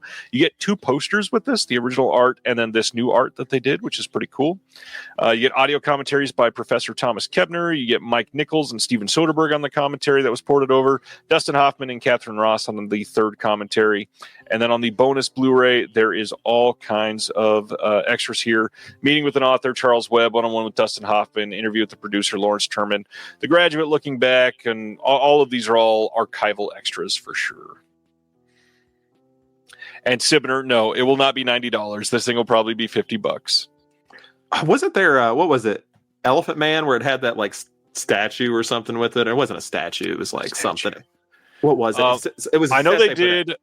Mulholland Drive was big that they did. Maybe that was the one. It was something Lynch they did that I know was like. I think it was Mulholland that they did that was huge, and then they also did The Conversation that had the fold out thing and the pop up and the cassette tape. Yeah, that's what it was. Yeah. Maybe the weirdest announcement of the week, coming October 7th, Vertical Entertainment putting out Guns Up, the action film starring Christina Ricci and Kevin James. I gotta be honest, the trailer for this didn't look that bad. I just think, I like Kevin James and Becky. I actually thought I've liked both of those movies, and I didn't expect to. Kind of an odd career turn for him, so I'm curious. Yeah, it's definitely an odd career turn. I had somebody comment and ask, this is so funny, but did Happy Madison produce this movie? That'd be awesome, actually. Come on, Happy Madison, produce some thrillers. I mean, it looks kind of fun. It's just a weird looking cover. I think if people give the trailer a chance, you might find something you like in it. Sibner says, why does Kevin James look like Common? He kind of does. You're right. The Elephant Man had a pop-up of the hospital. That's what it was. Ronnie is shouting out the third man was a big pop-up of the Ferris wheel, too. So the pop-up thing's just big for them. Okay. I'm getting that now. Yeah, I think, if I remember right, I think the Mulholland Drive had like a 7-inch vinyl with it or something.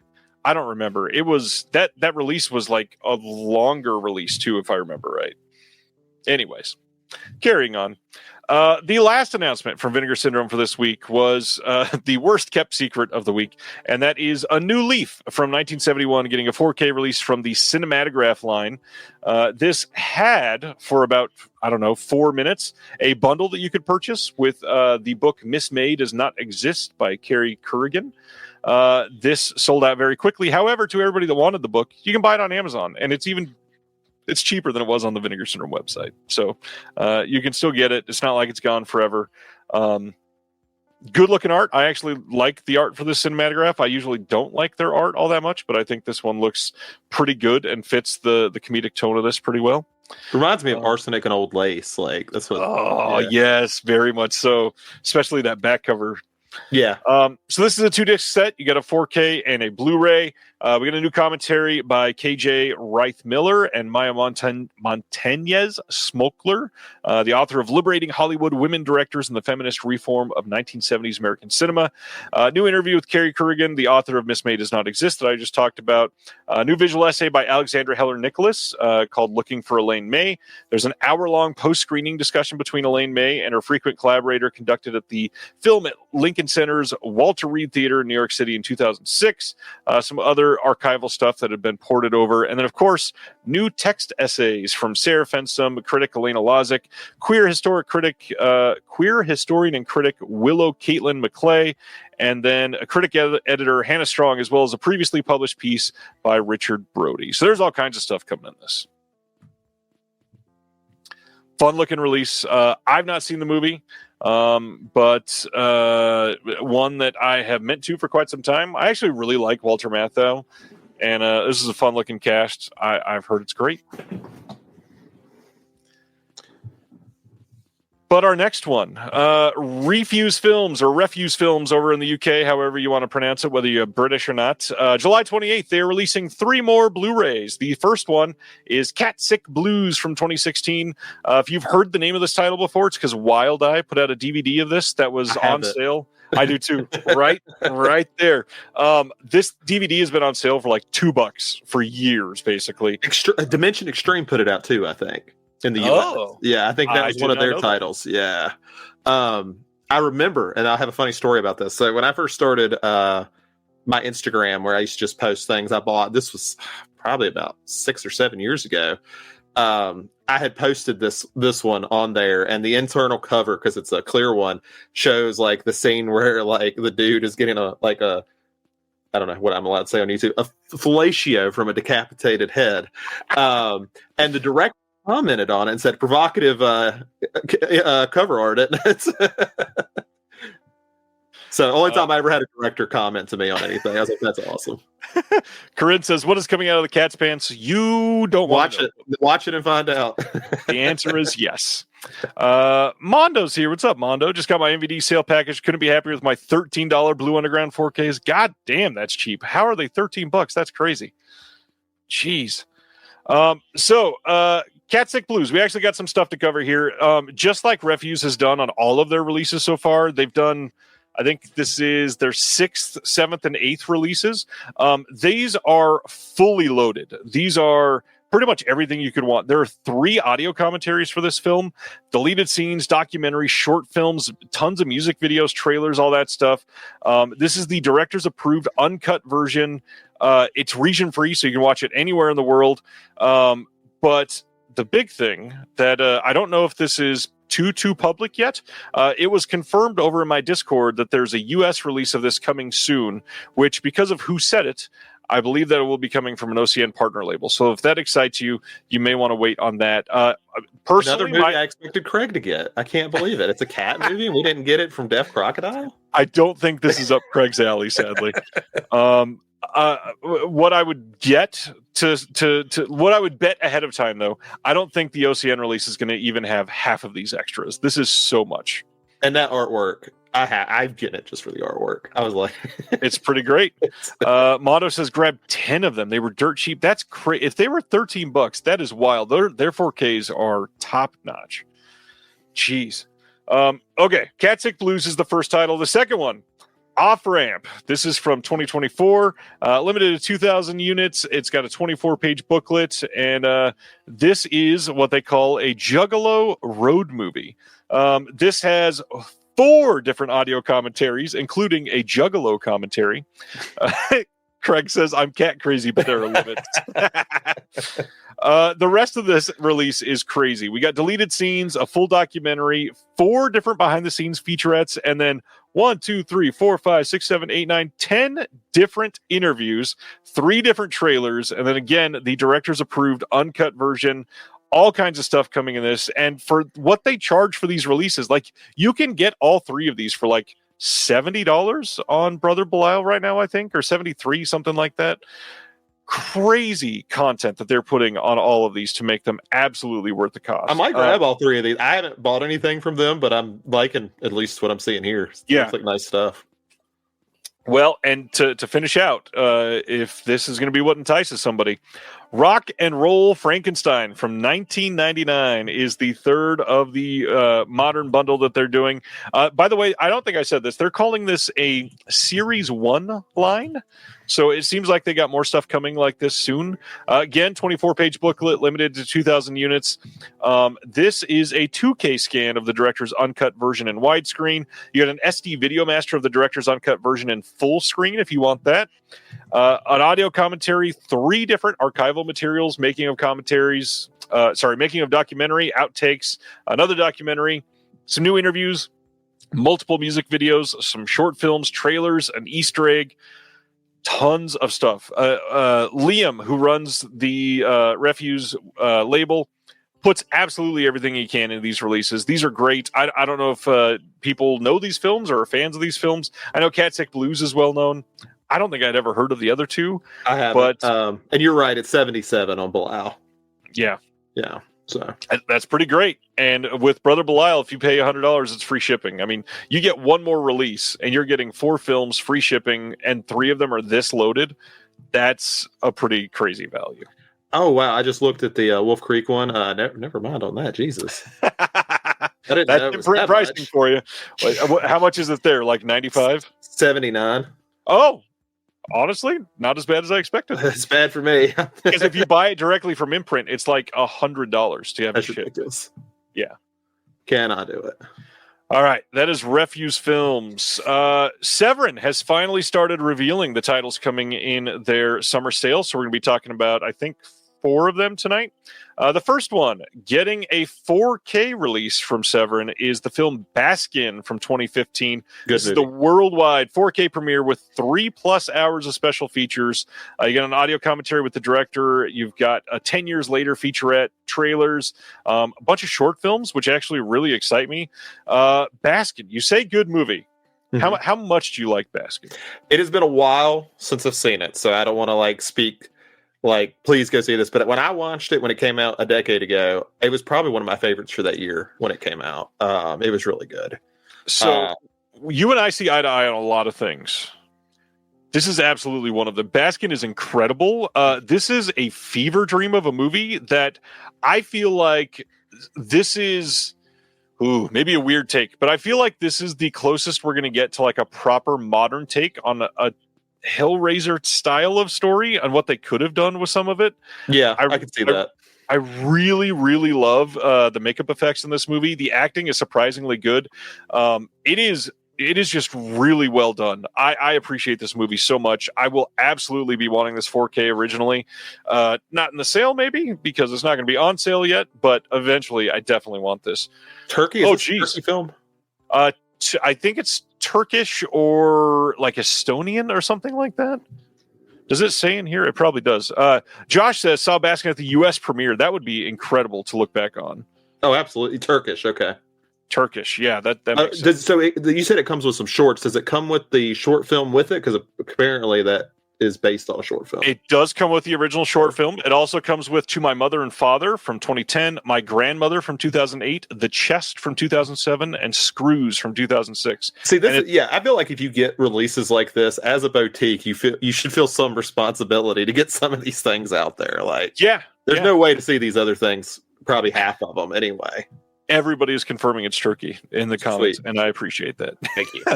I'm dying to rewatch this. The thing I will say is most of this movie is very dark, and this will look incredible in 4K. The detail that you'll be able to see in those dark scenes is going to be amazing. And then there are some scenes that are pretty bright also. So I'm very curious to see what this looks like. This will absolutely be on my wish list for when it goes on sale from Severin. Yeah, I'll pick it up then for sure.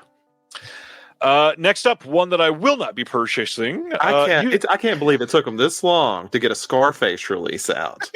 My God. The 114th version of Scarface is coming out as an Amazon exclusive 4K steelbook in the US soon. The date I'm seeing could either be November or January-ish on this one. So we're getting a 4K steelbook with new art, and the new art's not bad. The art pisses me off because we've had so much good art from Scarface in the last 45 years. Literally what I was going to say. It's not bad art necessarily, but it's the same freaking floating head thing that we always see. One of the most iconic 80s posters is the black and white one with I'm not somebody who says you need to put the original poster art, but if you're going to give me the choice between that and the original poster art, then give me the original poster art. Yeah. So the big thing here is this thing is expensive. So to pre-order this on Amazon is $75. And after the Kingdom of Heaven thing, I can't just assume it's going to go down in price now. No, and I should say the reason it's $75 is not just a 4K steelbook. Yeah. You're also getting a metal poster with a magnet wall mount, which is kind of cool. Yeah. I like that they're doing that. There's a numbered certificate of authenticity. We don't actually need that. And then a collectible box, again. I love the authenticity thing. The David Gordon Green Halloween steelbook has it too, and I'm like, why? Why is this a thing? Yeah. So who's making these?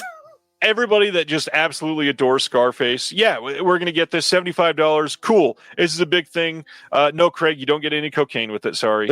But this is send you a Coke coupon, for Coca-Cola 12-pack. That would be awesome. That would be really funny. That would have been great. So Scarface, this has been a beloved film for 40 plus years. People have wanted this. Most people own this, all that stuff. But to match it, they're putting out the exact same style of release with Five Nights at fucking Freddy's. It's all right, we got to get the people who were 30 to 40, and we need to get the 12-year-olds. We've got both. We're good. Oh, man. This is hilarious. So, on October 7th, they are doing, again, a $75 bundle release of Five Nights at Freddy's 4K Steelbook, and it comes with, a metal poster with a magnetic wall mount, a numbered certificate of authenticity, and a collectible, of course, pizza box. And you know what? I guarantee you this sells out before Scarface. Somehow this will sell out before Scarface does. So the big thing, let's be realistic here. These are both coming from the studio. In the US, that is very weird to have a studio put out $75 premium boutique style releases for both of these movies.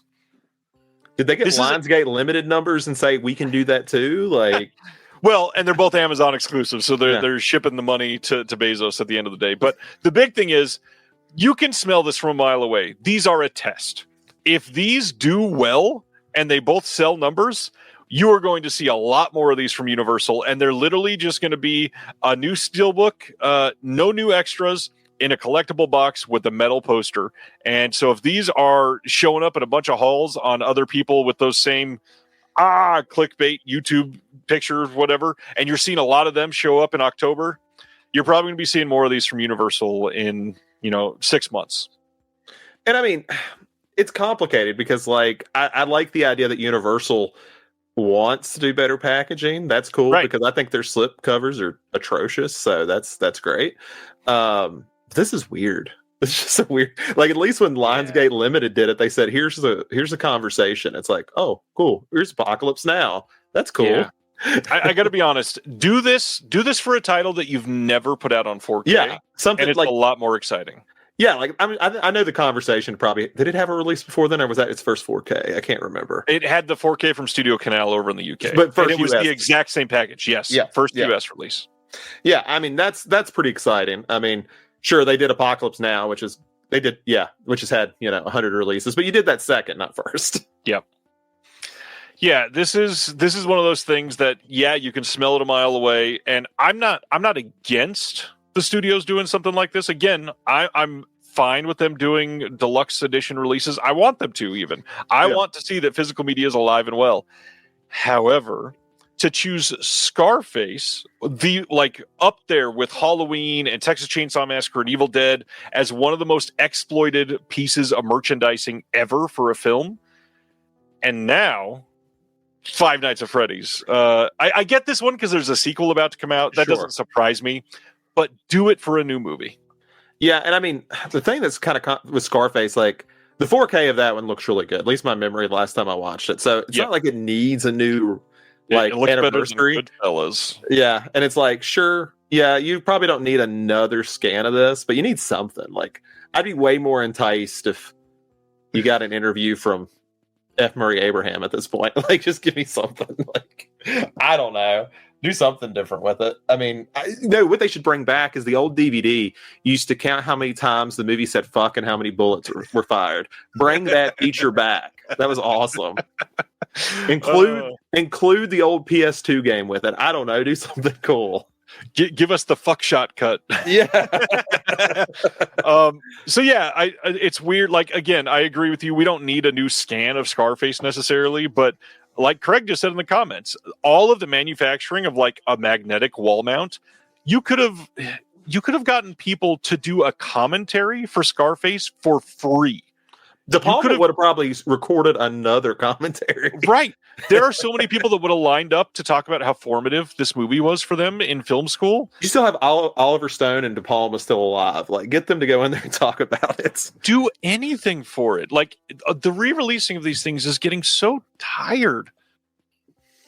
I don't know. Yeah, and I mean, like, I will say, like, to at least put a little defense towards the metal sheet, that's a perfect type of thing to put with Scarface because of the merchandise that's coming. That makes sense to me. The Five Nights at Freddy one's kind of weird. I was like, I don't know, that doesn't scream 14-year-old boy in the 2000s like Scarface does. While true, merchandising for Five Nights at Freddy's is crazy. Yeah, that's true. Everywhere. I'm just out of touch with the children. It's fine. I want to point out this hilarious comment from Jay Weber that says Scarface should come with a soundtrack on mini disc and call it the Say Hello to My Little Friend edition. That's really good.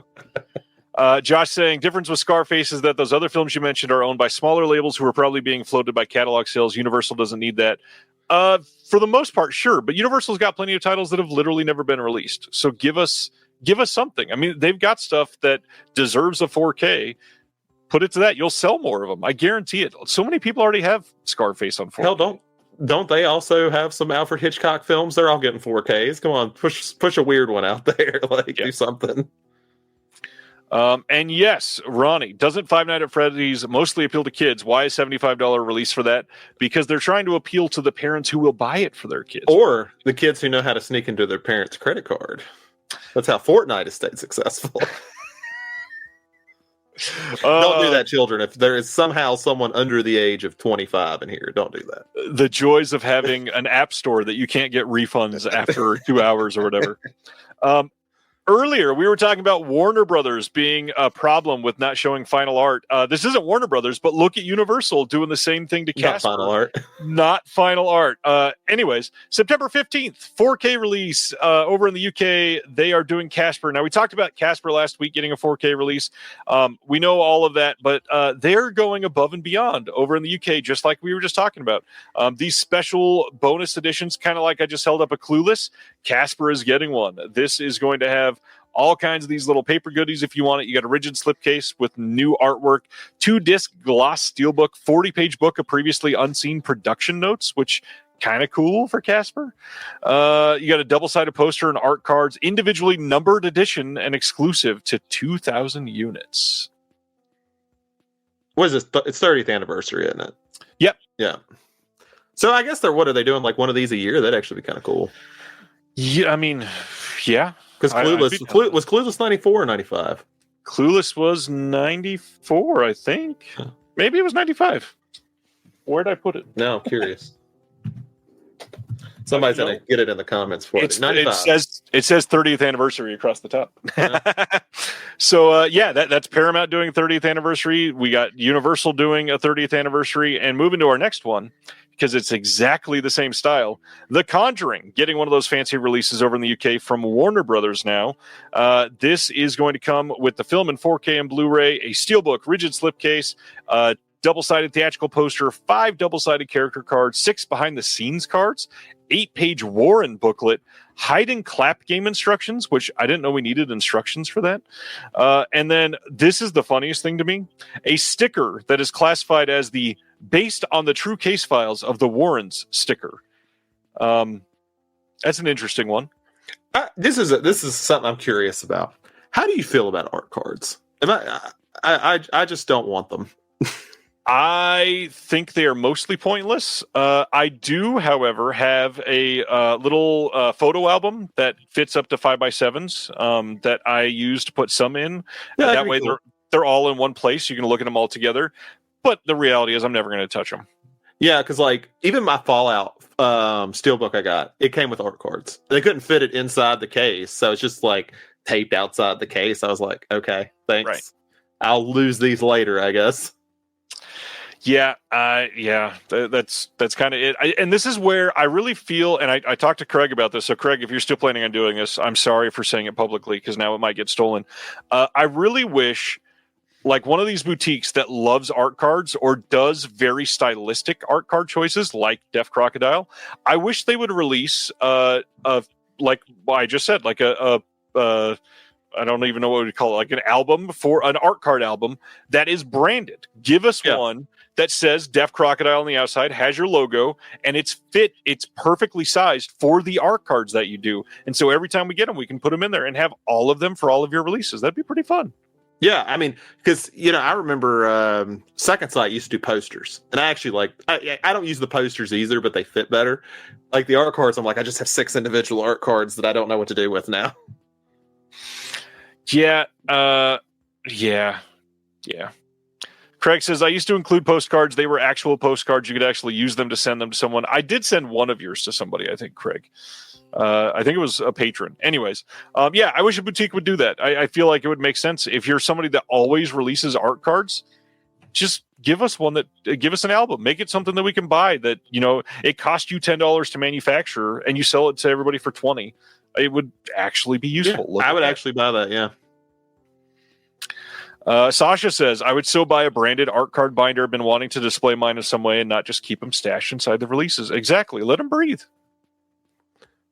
Craig, you need to do that for your trading cards. Oh, that would like be a little fun. binder.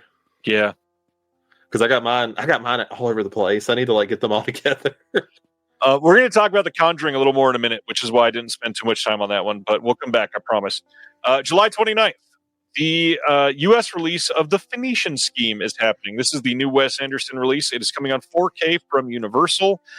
This is going to have Dolby Vision and HDR on this. We got a Dolby Atmos soundtrack behind the Phoenician Scheme featurette. There's a couple other featurettes like The Cast, The Airplane, Marseille Bob's, Zsa Zsa's World.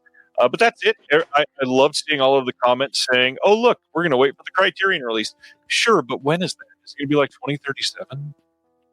I think that's like the annoying thing with the box set coming out. It's like, if Wes Anderson had said, hey, I'm retired, I'd be like, cool, that's a great idea for the box set. It's like, he's retired. I would have loved them all.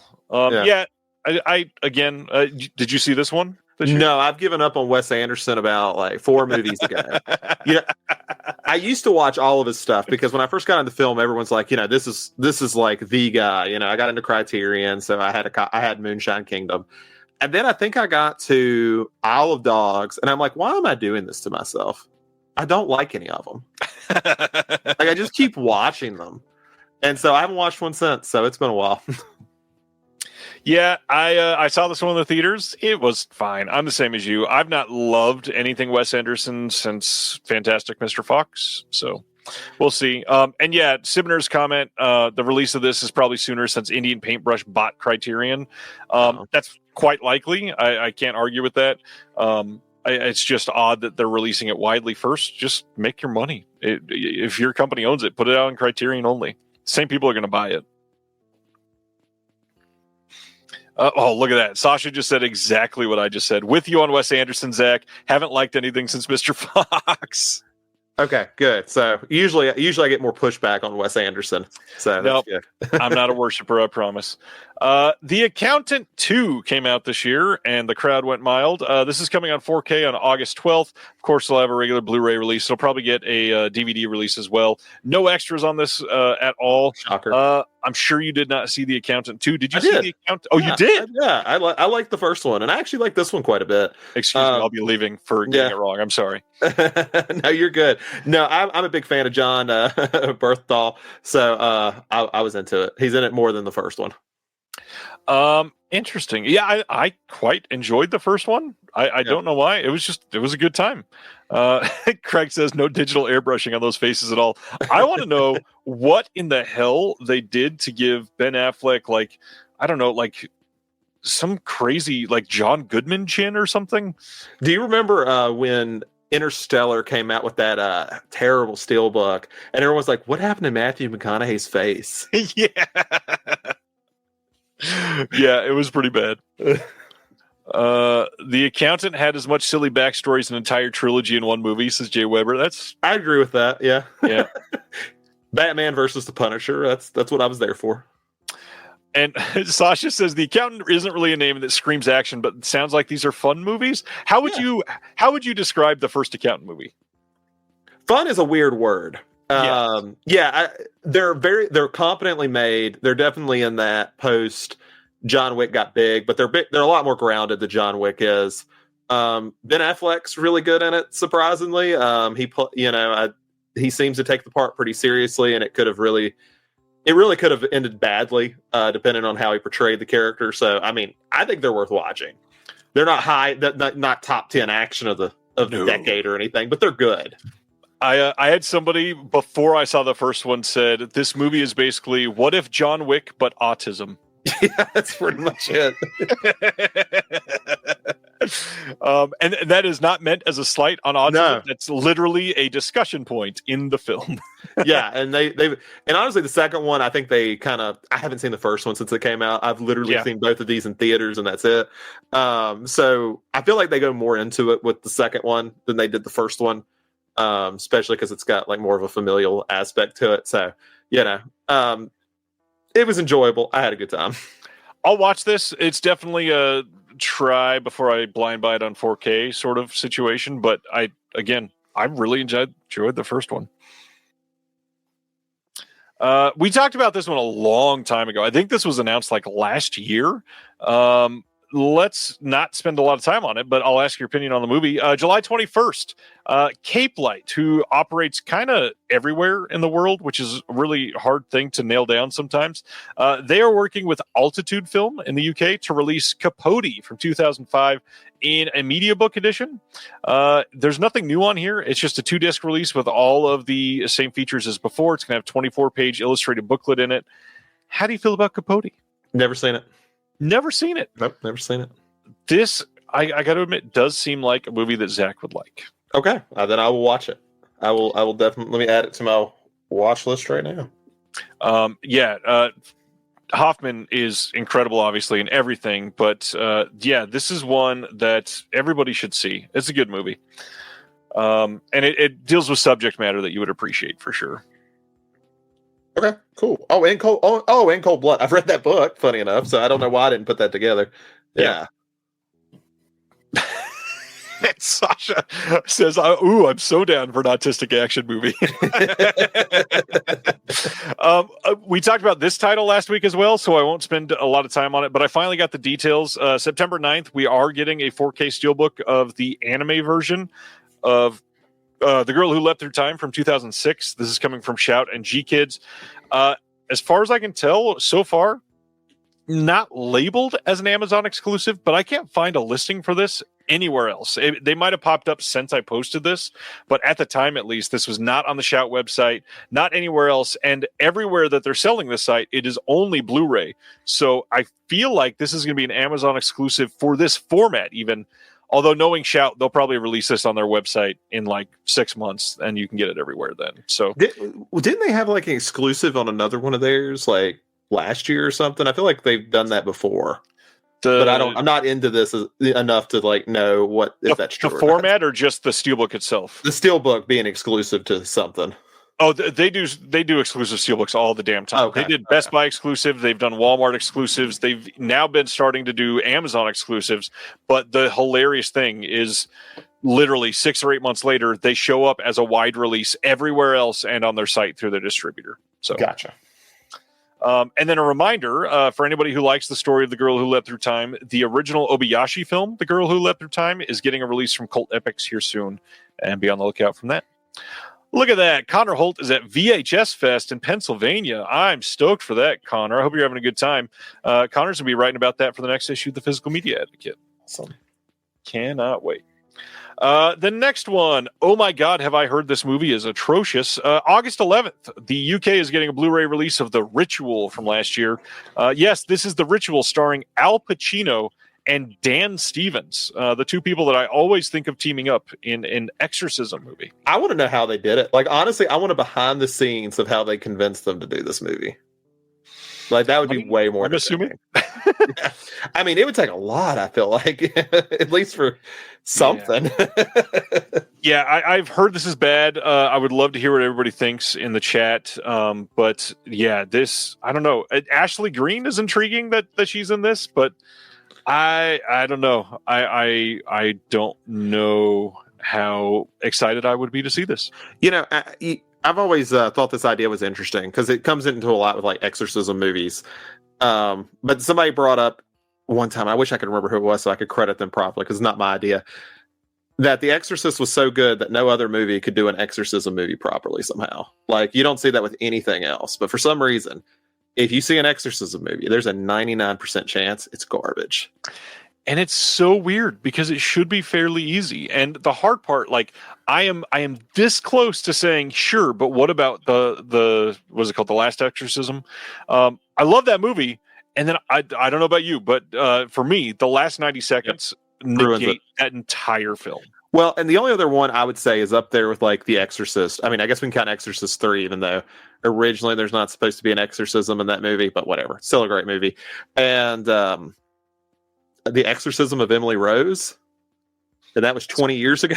Yeah, it's decent. Yeah, and then Pope's Exorcist, which didn't do, like, just went weird with it, which I appreciated. But that's like it that I can think of. Yep.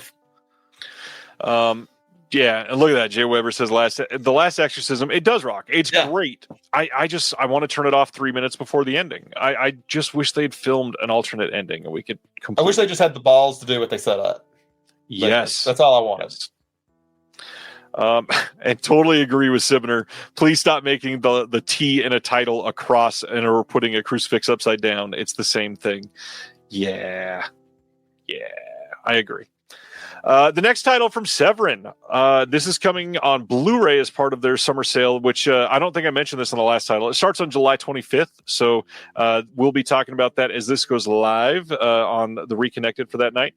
They're putting out Monster Shark, a.k.a. Devilfish, by Lamberto Bava from 1984.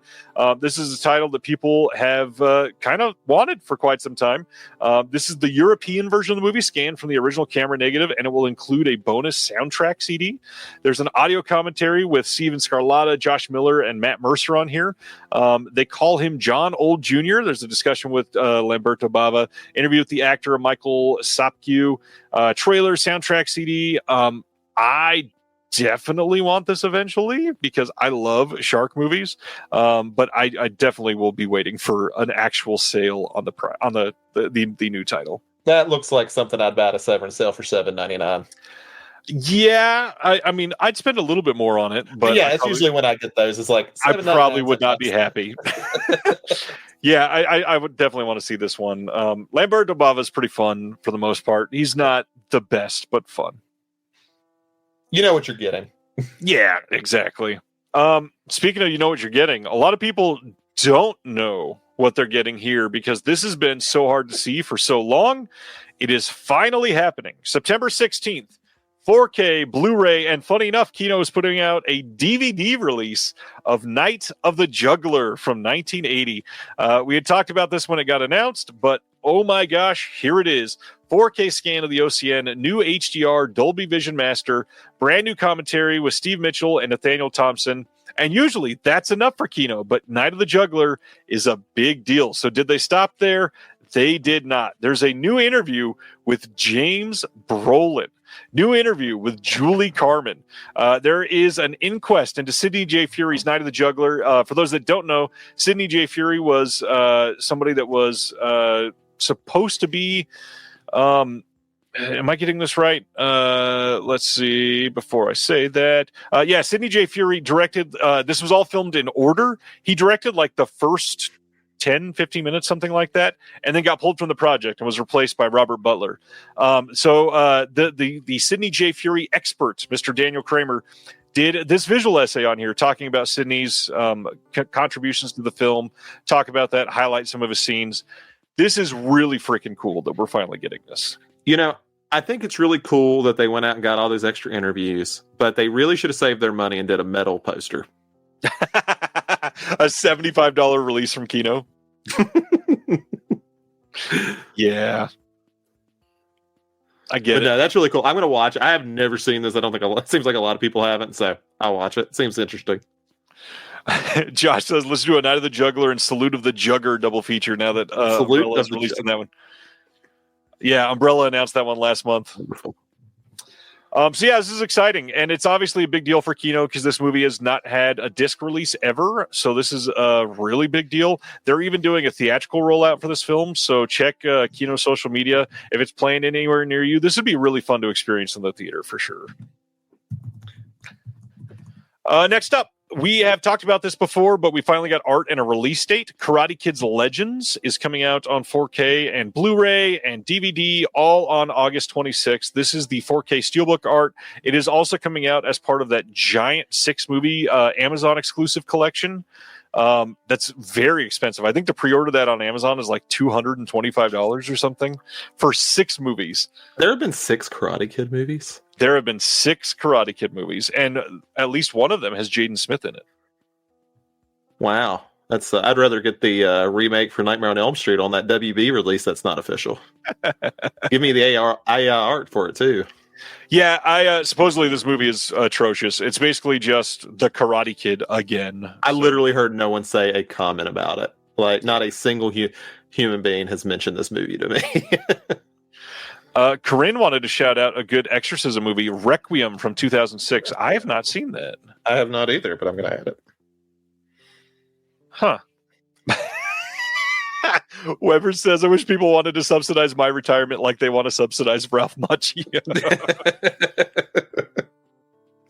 Oh, that's such a good comment. Oh, that's perfect. All right, go to our next one because that's way too much time already on Karate Kids Legends. Radiance announced some titles this month. Coming on Blu-ray on October 13th. This is a UK only release. We got the film Pocket Money by Francois Truffaut from 1976, with art done by friend of the channel Sam Smith, which I love the design on this. Feels very Truffaut, nice and colorful. Love the purples here. Truffaut is great. This one, HD digital transfer. We've got on-set footage with Truffaut and the cast. Interview with the director, Truffaut, from 75. Interview with the curator, Sonil Joshi, from 2025. Trailer commentary by the filmmaker Alan Arkush. We got French and U.S. trailers. We've got a limited edition booklet with Truffaut's written introduction to the film. And you can pick that up with limited to 3,000 copies. Next Radiance is the title I frickin' love. Daughters of Darkness from 1971, getting a 4K release from Radiance. Blue Underground did the 4K in the US, so this is UK only.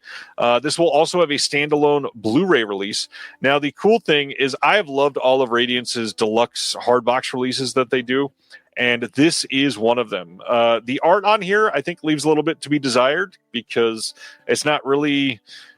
shining a light on the beauty of the women in this movie as much as they could be. This beauty is sumptuous, and the art on this it's good. It's just not, I don't know, not quite to the level that it could have been.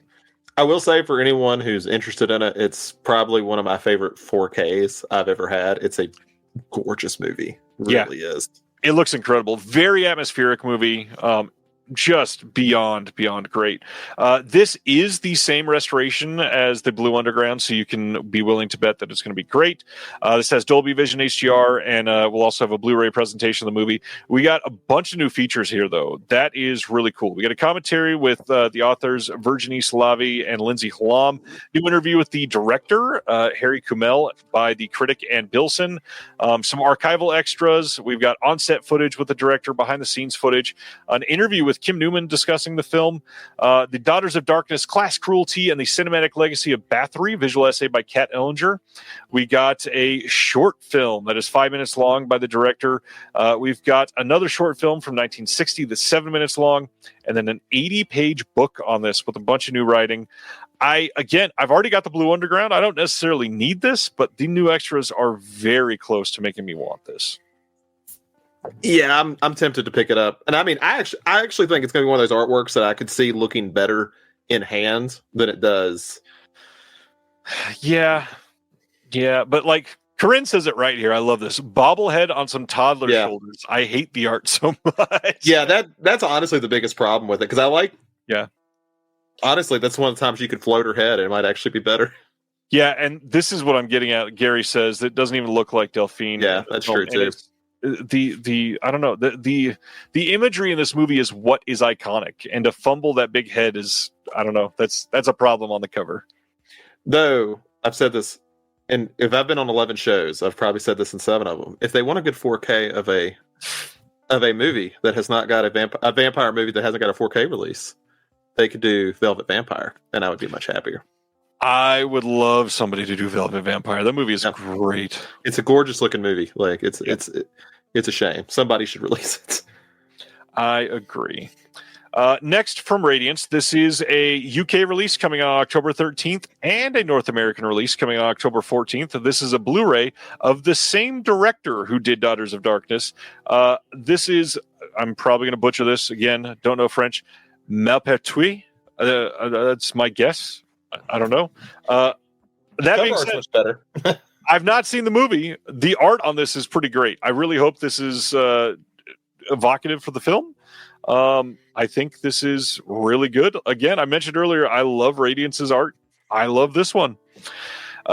This is an interesting sort of release. We got a new 4K restoration of the film overseen by the director, commentary by the director and the AD on this as well from 2005. New interview with the director, new interview with Jonathan Rigby. We got an archival doc on the making of the movie with the director, some actors. Orson Welles has a piece in this movie, and there's a featurette on the casting of Welles, including rare outtakes from 2005. There's a bunch of other archival extras. looks like a really solid release. Again, all kinds of stuff. There's also the Cannes cut of the movie, the rejected version of the film, which premiered in Cannes. There's an early film from the director as well called The Warden of the Tomb from 1965 that's almost 40 minutes long. Again, 80-page book, and it's all coming in a hard box. This is a crazy release for this movie. I mean, I'm probably gonna at least look up the movie because I've only ever seen Daughters of Darkness, so same. Yeah, so that would be really worth seeing what else he's done. Yeah, this looks great, and if it's anything like the artistic direction behind Daughters of Darkness, I will love this movie. And then finally, I believe this is the last Radiance release. October 13th in the UK and October 14th in North America, a Blu-ray box set, Dai Gothic Volume 2, Japanese Ghost Stories. Did you get the first one or watch any of those? No, I have really held strong on not getting Radiance releases yet. At all? Crazy. Yeah, I've almost got Miami Blues because I love that one. I actually feel like I'm in a good spot to get them because now I don't care anything about getting like the limited editions because I've missed so many of them. Yeah. And I'm like, now I can just like feel okay getting standard editions and it won't hurt my feelings. Yeah, so the if you wanted to get the first version of the Diagothic box set secondhand now, it's like $120 plus, unfortunately. But you can get standard editions of each of the films from Radiance, thankfully. The first one is a great box, really great films. This one has Demon of Mount Oe, The Haunted Castle, and I'm not sure if I'm saying this right, The Ghost of Kasane Swamp. Sounds right. These are all from 1960 to 1970, all newly restored in 4K. Lots of stuff here. We got a newly designed box and booklet with artwork by Time Tomorrow. 80-page booklet. There are extras on every release, including new interviews, some archival entries. Like, this is really fun stuff. I truly love what Radiance is doing. Yeah, one day I will finally cave, and I will get one because I always like looking at their releases. Adam speaks highly of them. I love Aaron's comment here. It's really humbling to really want to watch a release, fail to watch it, and then volume 2 of that release comes out. Yeah. Absolutely. Yeah, Adam from They Live by Film loves Radiance. They're pretty much his favorite label, right? Yeah, I think he's still complete on them as of right now. I mean, their slate has been largely incredible. Yeah, I mean, that's an interesting title. The next title for the Severance sale, Blu-ray of Skinheads from 1993. This is by director Claudio Fragasso, which, if you've been paying attention to Severin for the last 10 years, you've heard that name quite a few times. This has a feature-length documentary with the director, with the co-writer, with some actors, and a whole bunch of other people involved in that. That, other than a trailer, is the only thing on this disc, but it's a full-length, in-depth documentary, so that's pretty cool. I have not seen this, but I've heard this is pretty good, and very curious to check this out. A movie called Skinheads by Claudio Fragasso sounds like a lot of things are going to go wrong. Hopefully. What else would you watch it? On that note, going to our next one, Bring Her Back from this year is getting a 4K and Blu-ray release from A24. These are shipping in August. You can buy them from their website now. Now, I don't know this for sure because it hasn't been revealed yet, but A24 has been releasing all of their titles over the last year or so through retail widely. So you'll probably be able to pick this up from Orbit, from Diabolic, from Brother Belial, from Target, from Walmart, at Barnes & Noble, all kinds of places, which is great. I'm glad they're doing it and putting actual distribution behind the titles. It gets a lot of people to be able to purchase these because shipping internationally from their website is astronomically expensive. This one has a director commentary with the Philippou brothers. We've got a featurette called Coming Full Circle, Making Bring Her Back. And then, as usual, they are putting postcards in their box sets like they always do. You got 6 of them. Bring Her Back. Did you get to see this one? I did. It is excellent. It is very, very good. I'm so glad that you like this. Yeah, I did. And, I've had a couple of different A24 ones. I wish they had done all of them in this style because I like it way better than the oversized Green Knight and Midsummer. I have those too, and I like them, but it's like they're kind of cumbersome. Yeah. By the way, Josh Hurtado is the one that wrote one of the essays for Green Room, which is one of my favorite movies of all time. Excellent Josh's essay is excellent as well. The movie is incredible, but Josh, great job on the essay. Sasha says, love the fucking shit out of this movie. Me too. I think this movie is incredible. Love that they're going with this artwork. This poster has been evocative the entire time. So very happy with that. Yeah, this movie is not an easy watch. It's a very depressing movie, very different from Talk to Me. But I will shout out one thing that I said about Talk to Me is exactly the same here for Bring Her Back. The sound design in this movie is next level. If you've got a really great sound set up at home, this movie is going to shine in that way. Yeah, I will. I like this. I like Talk to Me, but I actually like Bring Her Back more just because where I work with kids for a living, I really thought they nailed like kids in foster care that I've worked with very, very well. I agree there. We got a question from Corinne. Will there be an announcement every day from Severn until the sale? Yes, except for on the weekends. They will do one every single day around the same time, Monday through Friday. They're going to have 10 new titles that they're announcing before the sale. And then they've also revealed that there will be 4 4K upgrades during the sale that are going to show up later that are not included in those 10. So actually, a ton here, 14 new releases for Severn if you count the upgrades. That's a lot. Yeah. That is a lot. Let's see. Sally Hawkins deserves an Oscar nom and won't get one. Absolutely true. Yeah, she is crazy good in this movie. All right, so let's Bring Her Back, just announced today. The next Severn title is Dead Sleep from 1990. This is the worldwide Blu-ray premiere of Linda Blair starring in Dead Sleep. This is based on a true crime story out of, I believe, New Zealand, if I remember right. In Australia, sorry. Out of Australia, about the real-life Chelmsford hospital horror that led to 24 deaths and stunned 80s Australia and rocked the world of mental health care forever.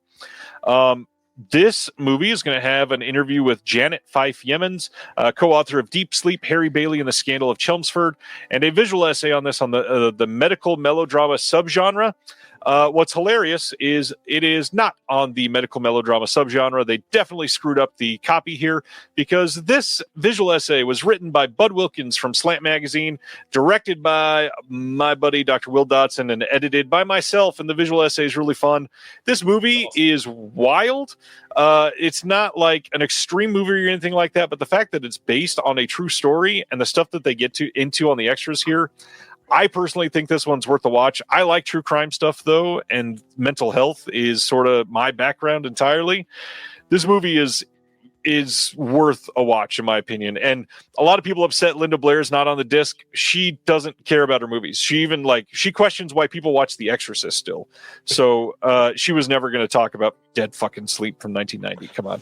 Honestly, like if you didn't talk about The Exorcist at all in your life, and then suddenly you just talk about Dead Sleep, I would respect the hell out of that. Yeah. It's like the one movie you'll talk about, like, yeah, Dead Sleep. Yeah, that would be hilarious. So she's like, this changed my life. This was everything. Oh, look at that. Danny filmed the interview for the extras. I thought it was filmed very well. The editing was not great, but I did not have fun editing that. She was a talker. Thanks, Corinne. Appreciate that. Jack says, I keep hoping Severn does a 4K upgrade of Beyond the Darkness. I kind of expect that to happen eventually because that's like a quintessential Severn title. So I bet that does happen someday soon. And once a week, I got to click on the wrong thing. Next up, kind of an odd release with one of, in my opinion, the worst pieces of art for the week. Battleship Potemkin, which is celebrating its 100-year anniversary, is getting a 100-year release from BFI over in the UK on September 5th. This is going to have a score by the Pet Shop Boys on this. Yeah. You got the Pet Boys soundtrack on CD coming with this. No new extras as far as I can tell, other than a trailer going with the music and stuff.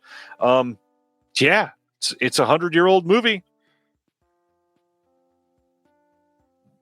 with the Pet Shop Boys. Yeah, the cover art on this is weird. It's a choice.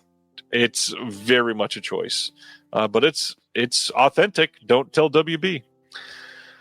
Speaking of WB, we got some details on The Conjuring, which we didn't have the first time I posted that deluxe edition. So all of the 4K releases of The Conjuring that are about to be coming out are going to include a new featurette called Scariest of Them All. The cast and creators of The Conjuring take a look back at some of the greatest scares of the series, uncovering what made these films so iconic. And then new reflections on The Conjuring. More than a decade after the release of the original movie, the cast and crew of The Conjuring reflect on their experiences, creating one of the most legendary horror series in history. Everything else is archival, but we actually are getting new extras for The Conjuring, which kind of cool. I have a question. Is that one where it explores what made the series so iconic? Is it like 4 seconds while they just say James Wan and it just cuts? we figured that out with the third one. It was James Wan. Oh, that's funny. But no, they probably say more. That's funny. So yeah, that is The Conjuring. I'm glad that it's coming out. I do wish. I know they probably who put out the steelbook years ago where it was the noose was embossed. It was like the famous poster. I think that was Zavi. That's actually a really great steelbook. I wish they would just do that one again because I didn't. I agree. That one. Yeah, the tree poster is iconic for that. Yeah. Movie. All right. Next, we got a few. These weren't even like announcements. I just found these on their website, so we know that these are coming soon. We're getting a Blu-ray release of The Strange Woman from 1946. This is coming as part of their limited edition line. This movie is by Edgar G. Ulmer. We got Douglas Sirk, Hedy Lamarr, George Sanders, all associated with it as well. This one will have a slipcover. It will be including a full color booklet inside as well with an essay, and it will have a commentary by Bernard M. Prokop. These are going to be limited. It'll be a pressed disc. That's all it'll have, though, is a booklet and a commentary. Not a lot more, but it'll look pretty good. Filmmasters does good stuff on their releases, so I'm glad to see it coming. Next one up, one that I never thought would get an HD release. Tarzan of the Apes from 1918. Is getting a Blu-ray release from Filmmasters as part of their archive collection. It'll either have a 2K or 4K scan. There will not be any extras on there, but it will be including subtitles. And that's it. It'll be a press disc, just nothing crazy. You know, in fairness to those, I usually would criticize that, but honestly, it's like we put the movie out. There's literally nothing else we can do. And it's literally a 107-year-old movie. Yeah, it's like this isn't Nosferatu. Take it and leave it. Take it or leave it. Yeah. Exactly. That's literally it. 107 years old, and we're getting an HD upgrade. That is impressive. Next one, same thing. This is coming from their archive collection, and it is Patterns from 1956. This is Van Heflin in Rod Serling's Patterns. Again, 2K or 4K scan, no extras, but it will have closed captions. One that a lot of people seem to be responding well to when I posted this today. It's when Fred Staples is recruited onto the board of a high-powered New York corporation, he finds his ethics and ambitions at odds. I kind of want to see this one. This looks pretty good. It's Rod Sterling. I would watch it. Yeah, absolutely. Anchor Bay, still around and putting stuff out. This is the, of course, new Anchor Bay. This is such an odd on-the-nose title for a film. 2023's Young Blondes, Stalked and Murdered is getting a Blu-ray release on November 11th here in the U.S. This actually sounds pretty decent. Got good reviews at a Panic Fest here in Kansas City. I believe it was last year when it played. Oh, it's a new movie. Oh, okay. It is a new movie, yeah, 2023. It'll have a commentary on the disc. That's pretty much all that Anchor Bay is doing nowadays, sadly. Pulp, yes, Diabolic DVD does carry Filmmasters usually. They don't necessarily restock them a lot, but yes, they do carry them.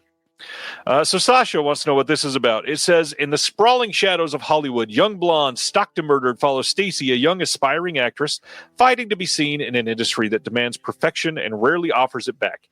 Every week she endures another series of auditions, another round of vague rejections. She's told her look isn't quite right, her hair isn't quite blonde enough, or worse, she's just forgettable. The roles she dreams of are elusive, and her grip on reality begins to fray. When word spreads of a mysterious serial killer preying on young blonde actresses, luring them in under the guise of casting calls. A strange shift occurs in Stacy's psyche. She doesn't just fear she might be next, she begins to crave it. The killer becomes an abstract figure of validation, the only one in Hollywood who sees young women like her and chooses them. The horror of the situation folds into Stacy's own emotional unraveling, creating a surreal tension between dread and desire. This actually sounds kind of decent, I gotta be honest. And Adam Hersey has given it a seal of approval. He gave it 4 out of 5 when he saw it at Panic Fest. Yeah, and it sounds decent. And if Adam is into it, I've liked pretty much everything Adam has been into. Yeah. I will say, Sibner says, skip it and watch Starry Eyes. I adore Starry Eyes. Me too. Great movie. Ragnar, we already talked about this. Night of the Living Dead is not sold out. Diabolic DVD is sold out of their allotment. It's a wide release. It'll be everywhere. You'll be all right. Go bug your local Walmart and just like make them get it from the back because they take like 4 days to do that now. Even though it's not coming out till August or not August, like October or something. Just tell them you're taking a seat. You'll leave once they get it for you. Yeah, it was one place. I don't even know how Diabolic got their pricing so quick. I'm very curious about that. I think this is the last announcement for the week. Dazzler Media over in the UK putting out The Glassworker from 2024, an animated movie that sounds really great. It says, in a picturesque seaside town rich in sand and tradition, Vincent, an apprentice glassblower, works alongside his pacifist father, Thomas, at their renowned workshop. Their serene world destabilizes when war looms and a strict army colonel and his violinist daughter, Elise, arrive. As Vincent and Elise forge a deep bond, conflicting family allegiances and patriotism test their love, forcing them to confront the brutality of war and the power of art. This looks like they have not got great U.S. Distribution for this film at all. But this is getting a 4K release in the UK, and I am so stoked that a current, very modern, very unique sounding animated film is able to get a release like that. That is just exciting to me. Yeah, and especially because it's easily the best animated film of the year. Yeah, I've read that somewhere. I don't know, but that's what I heard. And not only that, easily the best animated film of the year. Yeah, like no competition here. So that is it for this last week of announcements. Let's take a look at what's coming out next week. Flicker Alley's Champagne and Caviar 4 Comedies box set coming out. We got Shane on 4K from Kino, The Adventures of Antoine Doinel from Criterion coming on 4K, Frailty 4K from Lionsgate Limited showing up for everybody in the last couple days. Fury 4K getting its Steelbook release that's been upgraded to have Dolby Vision. The standard release of the 4K of that AI restoration bullcrap release of Wallace and Gromit. The complete Kraken collection is out there. Battle Beyond the Stars 4K from Shout. RoboCop 2 4K Steelbook from Shout. That weird cover. Ghoulies 3, Ghoulies Go to College, getting its Lionsgate Limited release. The Surfer 4K Lionsgate Limited as well. Devil's Sword has been shipping from TerraVision as of the last couple days, which is great, finally. I've been dying to get that disc in hand. Rolls Royce Baby and Satanic Sisters, the first releases from Delirium Videos going out. For many people, they are arriving without slipcovers, so be prepared if you go crazy if they don't show up with slipcovers. Exclusive from Kino coming out next week, She Kills, Sans the Kalahari from Kino. We got Manifest, the complete series about to drop. That literally just went up for pre-order, so check that out. Children of Violent Rome, also shipping from TerraVision. Eager to see that movie in hand. Good Lord, people are not ready for that one either. Crumb Catcher from Arrow Video. The original Three Stooges and Stop Look and Laugh from Sony Pictures is coming out. First Love from VCI. The Actor, which I'm really wanting to see. I got to check that one out still. The Wild Parrots of Telegraph Hill from Kino. Kind of curious to see that. It looks really fun. Queens of Drama from Altered Innocence is one of my big picks for this week. Definitely eager to get that one in. And Black Tea from Cohen Media Group. Not a huge week, but we got some big stuff coming up in the following weeks. So anything that you're interested in getting here soon, sir? I will probably end up with The Surfer. I really enjoyed that, and I like Frailty, so those would probably be my two choices. Yeah, I'm kind of waiting until I can get $100 and get free shipping from Lionsgate Limited for that next one. Solid looking week, and eager to see some of these. But now, I didn't even mention this beforehand. Our discussion tonight, we are having one that I've been eager to have since we decided on this topic for quite some time, because I really love this, and I don't know how I've not had this topic yet on this show. Tonight, we are discussing serial killer movies. Now, Zach, what makes a serial killer movie different from Scream or Halloween or something like that? I was putting some thought into that because a lot of times it just, I'd hate to put it down to a vibe because I don't think that's a good definition, but I do think there's like a distinct difference. I think there is like a nice little like Venn diagram that like goes really close together, but they never quite overlap. But they both obviously have a lot of similar things. You have someone stalking. I think there is a more overview look, like almost like an objective view when you're looking at these. Some of them are true crime, some of them are based on true crime, but they tend to lack a little bit of the intimacy maybe you get from slashers. I'd also say slashers are a lot more definable. They have so many tropes and so many beats that are just so well known. They're a lot easier to identify, where serial killer movies, I don't know, they're a little bit more free from that. So I would say those are kind of the big things for me, I would say, are different. Would you say slashers are really easy, like to put on a list to share with everybody? And not I would say so. Controversial said about them. Yeah. I'd say they have enough beats to where you could make a list where they're all in common. I think everybody would agree with that list if they read it. For those that don't know the joke, the Discord has been hopping this week with all kinds of discussions, one of them about slashers. If you want to join the Discord, check out the Patreon link in the description below. We'd love to have you, because the discussion has been very busy over these last few days, and I am very, very curious to see if we have, because I'm willing to bet we're going to have a lot of crossover here, because I know that we have kind of similar taste. Yeah. But I made a list of 14, so I've got a handful of honorable mentions. I got a list of top 10. We're going to go back and forth going through a ranked list. As usual, I'm going to try to say if one of us says the title and the other one has it higher on the list, let's wait for the discussion until the higher spot. So we'll tell the other one if we have it up higher. I have a feeling, though, I'm going to piss some people off with my ranking. I've got stuff that is lower or not on the list that people are going to be like, what the hell? Like, it's one of the best ones ever. It's just not my favorite. So let's get started. What's your number 10? All right. So I'm pretty sure I know what my number 10 is, but let me make sure I get it right. So number 10, I will start with 1997's Cure. I'm already going to piss some people off. All right. Oh, wonderful. I'm excited. Tell us about Cure, because it is not higher on my list. Okay. So Cure is one that I did not like the first time I watched it. I had to go back, and I think we talked about it on the podcast when our podcast was really bad, so don't go listen to that episode. I have no idea what I said during that episode, so I can't back any of it up. Cure is an interesting one for me because I think it's going to bookend really well with my number one, and I'm probably going to end up saying a lot of similar things, but the thing I like about it is there's a sense of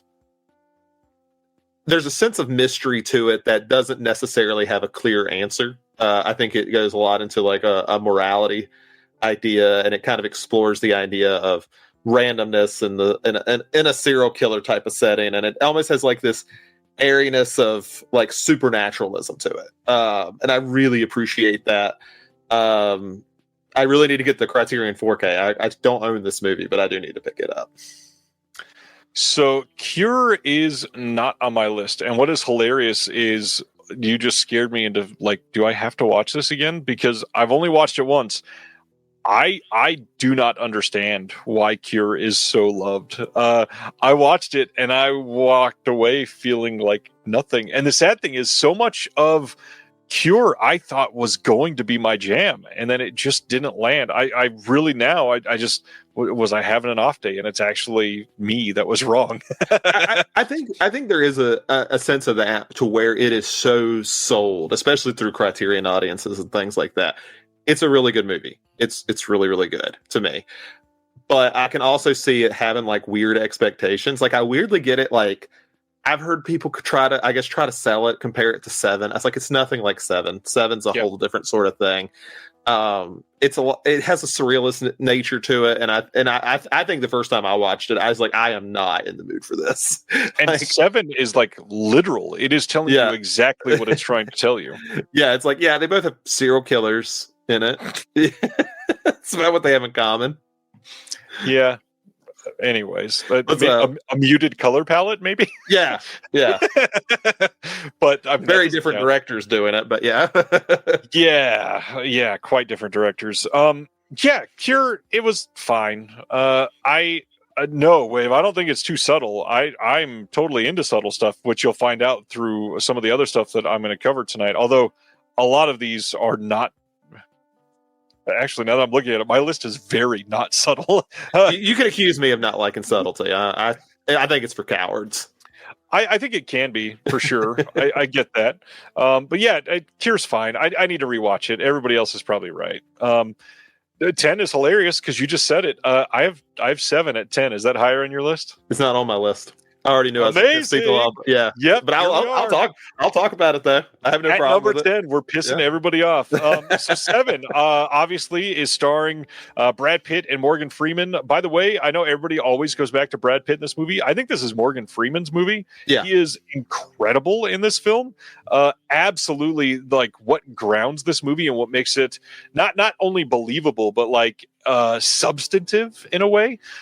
This is Fincher's movie from the mid-90s that people go back to because it's before he got like a little more heady with everything else that he was doing after that. And 7 is great. Follows the 7 deadly sins. We got John Doe taking people out. You don't see the killer until very late in the movie, and then you find out it's a very famous terrible person.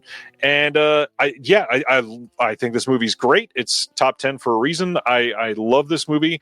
I just think there are a lot better serial killer movies than this, and not that this movie like doesn't age well or anything, but it's just, I don't know, like true crime has become its own genre since 95 when this came out or whatever.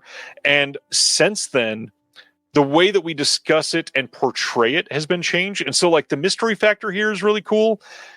I like it a lot. The ending, of course, is iconic, but this isn't even my favorite serial killer movie from Fincher. I was about to say the same thing. It's like Fincher did it better later. That's why. Right. So we're gonna be talking about another Fincher's movies later on both of our lists. So 7's great. What do you think of 7? Oh, I like 7. And it's one of those.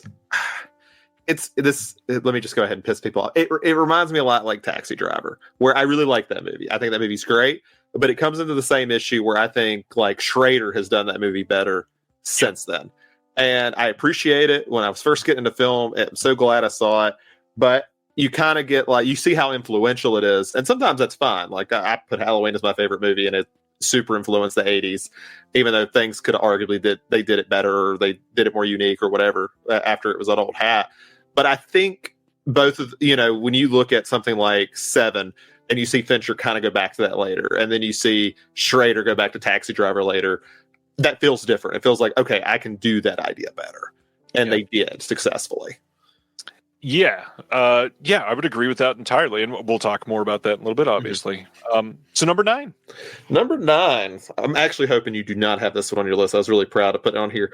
It is going to be Mr. Brooks. It's one of my honorable mentions. I love this movie. It's so good. It's so good. Yes. I love Kevin Costner. So yeah, it had to be here. Go ahead. Yeah, so for anyone who hasn't seen it, because I saw this in theaters, like I was 13 when this movie came out, so I don't know why I was in the theater seeing it, but there's a specific scene in it that stood out to me. So for anyone who doesn't know what it's about, Kevin Costner plays like your Dennis Rader type of guy. He lives a pretty normal suburban life. On the side, he kills people because he has like basically a sexual gratification in it, sort of thing.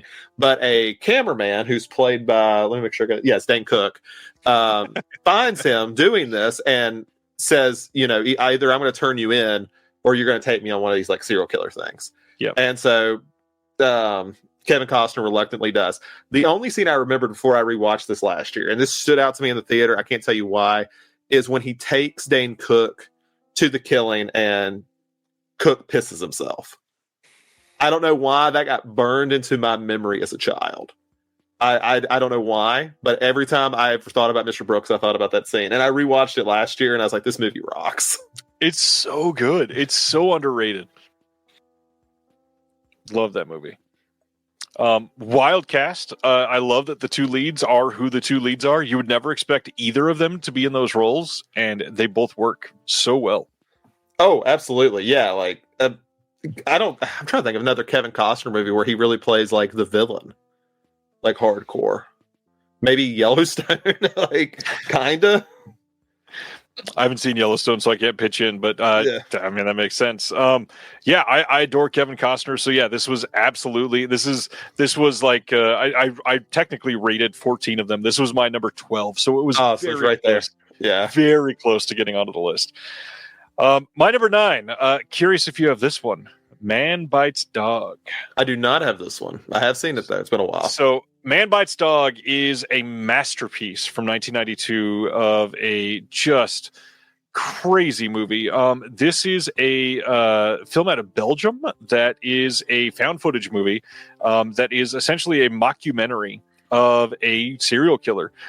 This movie is set up to be like really darkly comedic in many of the scenes, and it's literally just a couple people following a guy killing people, and eventually they sort of get egged on and dragged into some of it, and the way that the dialogue just coming across as very cold and like nonchalant about the atrocities happening in front of them is shocking.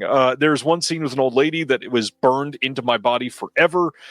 There is like this another scene in like this rubble broken down area that is just incredibly memorable. You like seeing the glee on somebody's face as they go through this is harrowing. And I really think one of the things that really sells this movie is the found footage aspect. It makes it feel so much more visceral. And when everybody talks about found footage as a medium itself and not as a genre, I think this is one of the films that absolutely proves that it is a necessary medium for certain films. Because if this was just filmed as like a stand-up camera, we're shooting from the corner of the room, this is not interesting. This is not something that you stare at for long. It is the feeling of voyeurism as you're going through these moments with this killer that really makes this movie stand out and be incredible. Yeah, I've always said it very much goes with like Henry Portrait of a Serial Killer. Yes. Which I think both have that same kind of feel to them. Of course, with like Henry, the difference is like this is outsiders watching, where Henry, it's himself. And I guess I can claim some Henry Portrait of a Serial Killer since he is from close to my hometown. Like he was just a couple counties over. So before he went to Texas. Henry Portrait of a Neighbor? Yeah, that's what it feels like. No, he's crazy dude. Very, very interesting dude. But yeah, Man Bites Dog's excellent. I have not seen it in a long time. It's one of those ones that's hard to revisit. Like I think about revisiting it, and then I'm like, no, I'm okay for now. I thought the same for a long time, and then Imprint just released it on Blu-ray, and I went, well, okay, I'll revisit it.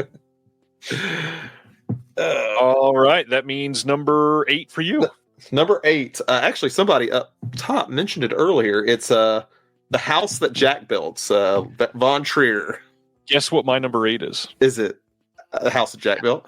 It is. We always have one that matches exactly.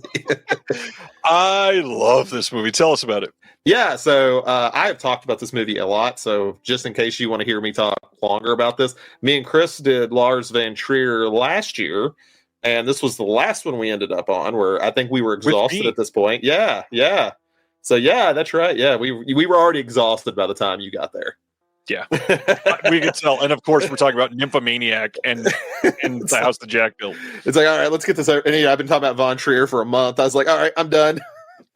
But no, House That Jack Built is excellent. If it ends up being the last thing Von Trier really does, if we don't count like his Return to the Kingdom, it's an excellent one for him to end on. I think, Matt Dillon playing this the movie. The thing I love about the movie is it has such a 70s look to it. Yes. Which I think is important in a lot of serial killer media, because at least in the US, the 70s was kind of the era for serial killers. You have Jeffrey Dahmer, you have Ted Bundy, Son of Sam, that sort of thing. You have all this stuff going on. So it feels like such a vital era for it. And I think he captures it really well. Even though it still kind of looks European, that's just Von Trier. So it's just going to look that way.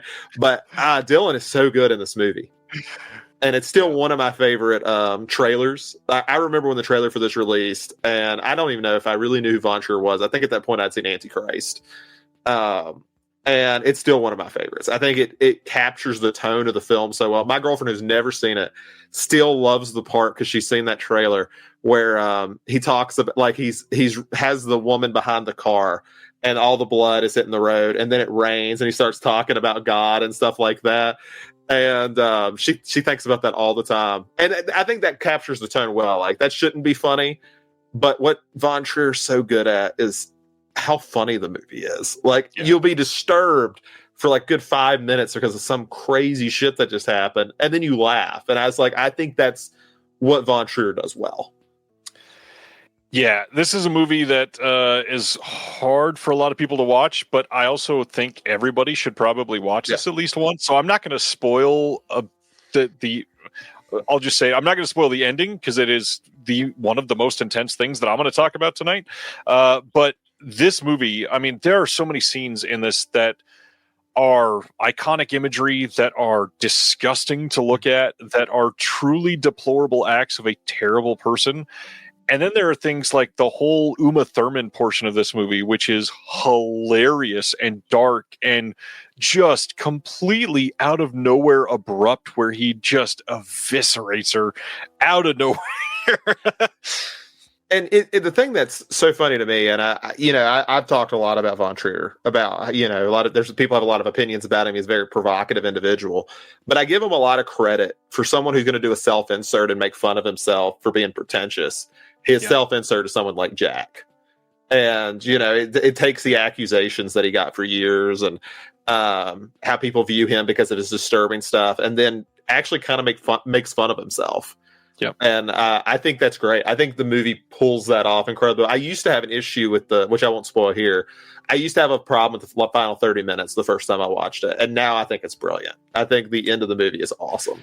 Yeah, it's a masterpiece. I mean, even not really a spoiler because it's the poster of the film, I guess. But there's a whole scene dedicated to like a refrigerator type of segment, and this whole thing that is so meticulous and OCD, like literal OCD, like I have to do things exactly a certain way. It comes into play in this film in many different ways, but the way that he approaches these things in this refrigerator and goes on his own personal journey, literally and figuratively, near the end of this movie, and you thinking, well, what just happened? Like, what is the actual ending here? Like, am I seeing what I'm seeing? Am I seeing what he's seeing? Is this real or not? There's so much that philosophically comes into play after this that I just love walking away from this movie and feeling like weirdly disgusting that you just watch this thing and go, well, shit, like that sucked in a way, because good Lord, am I depressed now? But also, God, I have so many questions that I just want to sit and ponder and feel in my feelings about. This to me is a masterpiece. This starts, like everything else on my list from here up is damn near, in my mind, a perfect movie, literally. Yeah, and with and the thing I think that also does really well is, I think, when I talk about that objective view when it comes to serial killer films, I think this is one that kind of breaks that idea, because like that part you talk about, Uma Thurman, you almost feel vindicated when he like hits her in the face because you're so annoyed with her. You're like, just hit her in the face. She's one of the most unlikable characters in cinema ever. And you I think it almost makes you reflect that you have the same capability for violence. Yeah, literally. Yeah. And it's just, you are human, you can do it. A different thing. Yeah. Like Jack represents the worst part about yourself. Yep. Great movie. Well, we had the same number 8. So what's your number 7? Number 7. So I think this is where I'm going to start getting some hot takes here. I have Strange Darling as my number 7. Yes. I have seen this movie quite a few times now. I love the soundtrack. I love everything by Z Bergen. That film is absolutely gorgeous. I think it's a great twist on it, and I'm not going to spoil the movie here, so no worries. The way they do the serial killer storyline, I think, is a lot of the deconstruction of how the assumptions you make when watching a film like that. I think it's beautifully shot. Ribisi did such a great job his first time doing cinematography. I am someone who loves Kyle Gallner and Fitzgerald. Willa Fitzgerald, yeah. Yeah, Willa Fitzgerald. I think they both do excellent in this movie. They have such a great chemistry. They play off each other well, and they play off the audience well, which I think is really where the brilliance of the film comes in. Is how brilliantly it plays off the audience and what their the way I'll use the example of like The Simpsons. They have a joke format called "Screw the Audience," and I think either you're on board with that joke or you're not, and that's pretty much all Strange Darling is, Screw the Audience. Yep. You're on board or you're screwed. Yeah, absolutely. Yeah, I love Strange Darling. I never would have thought of it for this. One of the things that I had to, and I don't know if you made this distinction, because I definitely did today, but I was trying to, in my mind, think of the difference between serial killers and like spree killers. Because there are some people that like just go on one rampage and they'll kill 8 people in the span of one night, and that's crazy. But to me, that feels like a different type of movie. So that's actually one thing I want to bring. I'm glad you said that because it reminded me of a thought I was having. But yeah, like when we think of slasher movies, they are more mass murder. Yep. They're mass murder movies. Like serial killers are slow. Like you might get one kill here and there. Yeah. So this movie is definitely a weird one. But I totally see it. Kyle Gallner's great. I think J2 Molnar penned a script on this that was brilliantly put together and really can only be watched this one way. Like, I really hope nobody ever goes and puts it in chapter order. No, I don't think it needs to be. I could see it as a curiosity after you've seen it. Maybe. But yeah. This movie's stupendous. Ed Begley Jr. is hilarious for 48 seconds or whatever. This movie's just intense, and the big surprise of this, Willa Fitzgerald did maybe like the best performance of the year for anybody, and got very little recognition. Yeah, and I'm really excited for Molnar because he's writing The Long Walk that comes out this year. I think he's going to nail it. I think him and Lawrence are really going to nail that movie. I'm sure you've seen the trailer already. A few times. I actually get excited to see it because that's one of those. It's one of those books I actually never thought would get made. Yep. I was like, they won't do the movie. And I mean, obviously they made some changes because if we were going to do it book accurate, those kids would look younger. But I know a studio is not going to sign off on really young looking kids getting shot in the head. They just aren't going to do it. They're like, let's get them a little older. Let's make them like almost young adults. So we shoot them in the head. Yeah, I think the trailer looks really good. I'm stoked. Yeah. I hope Molnar is very successful with it. He's great. Absolutely appreciate it. Francis Lawrence back in horror. I'm all for. He's doing that. He's doing Constantine too. I'm sold. I'm happy for him. Yeah. So my number 7, this takes a very, very different turn from the house that Jack built at number 8. I had to bring on Spike Lee's The Summer of Sam from 1999. It has been on my list for years to see. So I want to hear you sell it to me because I've been wanting to watch it. So Summer of Sam, this is one of those things. You said you don't want to use the word. This to me is like the ultimate serial killer vibe movie because one of the reasons that this movie is so, pardon the pun here for those that have seen it, but like sticky after you've watched it is because it's literally a movie built around a single summer where people are mentally rampaged by what is happening, but also have this insane heat wave that is ruining it and making everybody already tense because of everything going on. And so Spike Lee's movies, you already see like dirt and grime and sweat on everything, but this is probably his sweatiest film ever. And I mean that in the literal way, but also like the people in this movie are so lived in. The characters in this, you could probably like guess what each of these characters are going to do in a normal day because you see everything about those characters, because Spike is a master of building great characters. And the cast here, oh my gosh, the cast in The Summer of Sam. So John Leguizamo, Adrian Brody being wild in this movie, Mira Sorvino, Jennifer Esposito, Michael Rispoli. You've got all kinds of character actors that show up in the background of some of these scenes. Bebe Neuwirth is in this, really great. This movie, though, is like the ultimate just the serial killer aspect being in a way like the B story plot to this overall film is what keeps this overall sense of dread in a way that only Spike, I feel like, could have done with this story. I think it's kind of a masterpiece. It's obviously nowhere near something like Malcolm X or Do the Right Thing in his filmography, but when you look at how he crafted the way that John Leguizamo is, it's just, I don't know. He's like very much a real person. You could say somebody just filmed this guy's week and put it on screen, and you'd be like, yeah, this is essentially a documentary. And it's so lived in and real and authentically Spike that I had to list it here. Craig mentioned earlier all this praise for the house that Jack built, and it's only number 8. Yeah, Summer of Sam is a better movie. This movie is a stone cold masterpiece that gets slept on because it's fucking Spike Lee, and he's got 9 movies that are at least this good, which is insanity. This movie rules. And I'm interested in that just because, like, I think doing a movie on Berkowitz is kind of a hard thing to do because we have so little. Like, yeah, everybody knows that he heard the voices of the dog thing, but I mean, he pretty much more or less mentioned that, pretty much confirmed that was bullshit. Yeah, I mean, he's just kind of he's hard to label. He's hard to like fully understand. So I almost feel like you have to do it in almost a documentary style to like, just like, look, this is who he is. Figure it out. Like, it's just who Son of Sam is. Yeah, and it's worth the watch still in 2025. There's a pretty decent Kino Blue out there, but I really wish this is one. I know that I shit on Criterion a lot, but I hope this is one that a better boutique than Kino will give. Probably, I would be surprised if it got a 4K in a way because it's such a small Spike Lee movie. But again, it's Spike Lee. Like, I would love Criterion to give this a really great 4K and load it with supplements because this movie deserves it. There's so much behind the story for this that could be interesting and compelling and contextual that people would love learning about. Yeah, I might put that on a short. I might watch that this week actually, since I haven't seen it. So you've convinced me. Can't wait to see what you think. All right, so this is gonna be my last like real I'm not gonna say my last unconventional. I have a couple hot takes later, but this is one where I guess some people might argue this may not fit, and the rest of them are pretty, definitely fit. I'm gonna go with Night of the Hunter, since we were talking about Criterion. Yeah.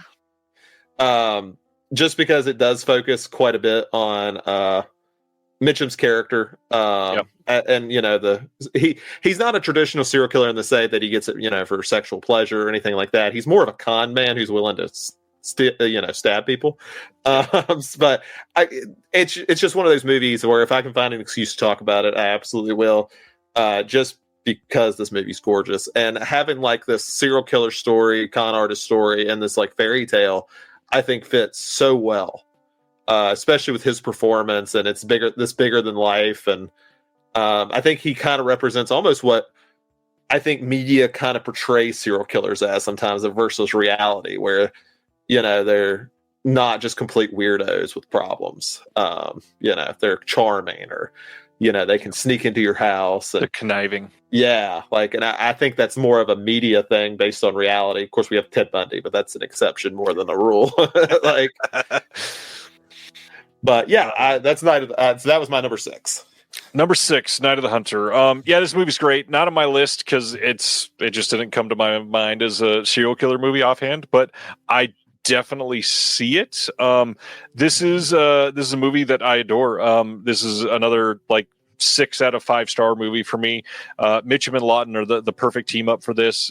He is intensely terrifying in multiple scenes of this movie, and the river scene I will never forget the first time I saw that shot, and just my favorite of all time. Oh god, sort of feeling about it. So yeah, love this movie. It's a masterpiece. And yes, as Stan is saying, the current issue of the Physical Media Advocate has an article by film blogger Sam, other YouTuber, in the newest issue about Night of the Hunter. So check it out. Excellent. I'll be looking forward to reading that. My number 6 is the first Korean film on my list tonight, and that is 2010's I Saw the Devil. Mine's up higher. All right, we'll come to it later then. Yeah. Number 5. Okay, so my number 5 is Memories of Murder. Mine's up higher. Okay, so let's. My number 5. I hope that you don't. I feel like you're about to say it's up higher. Silence of the Lambs. It's up higher. Okay. Thought you get a little basic after that for me. So my number 4 is I Saw the Devil. So we can talk about that one. Tell us about I Saw the Devil, Zach. I Saw the Devil is a really more of a revenge film, but essentially it tells the story of a guy. This woman is killed horribly by the serial killer in South Korea. And guy's a detective, finds his fiance. It's his fiance, I believe. I don't think they're married yet. I think it's his fiance.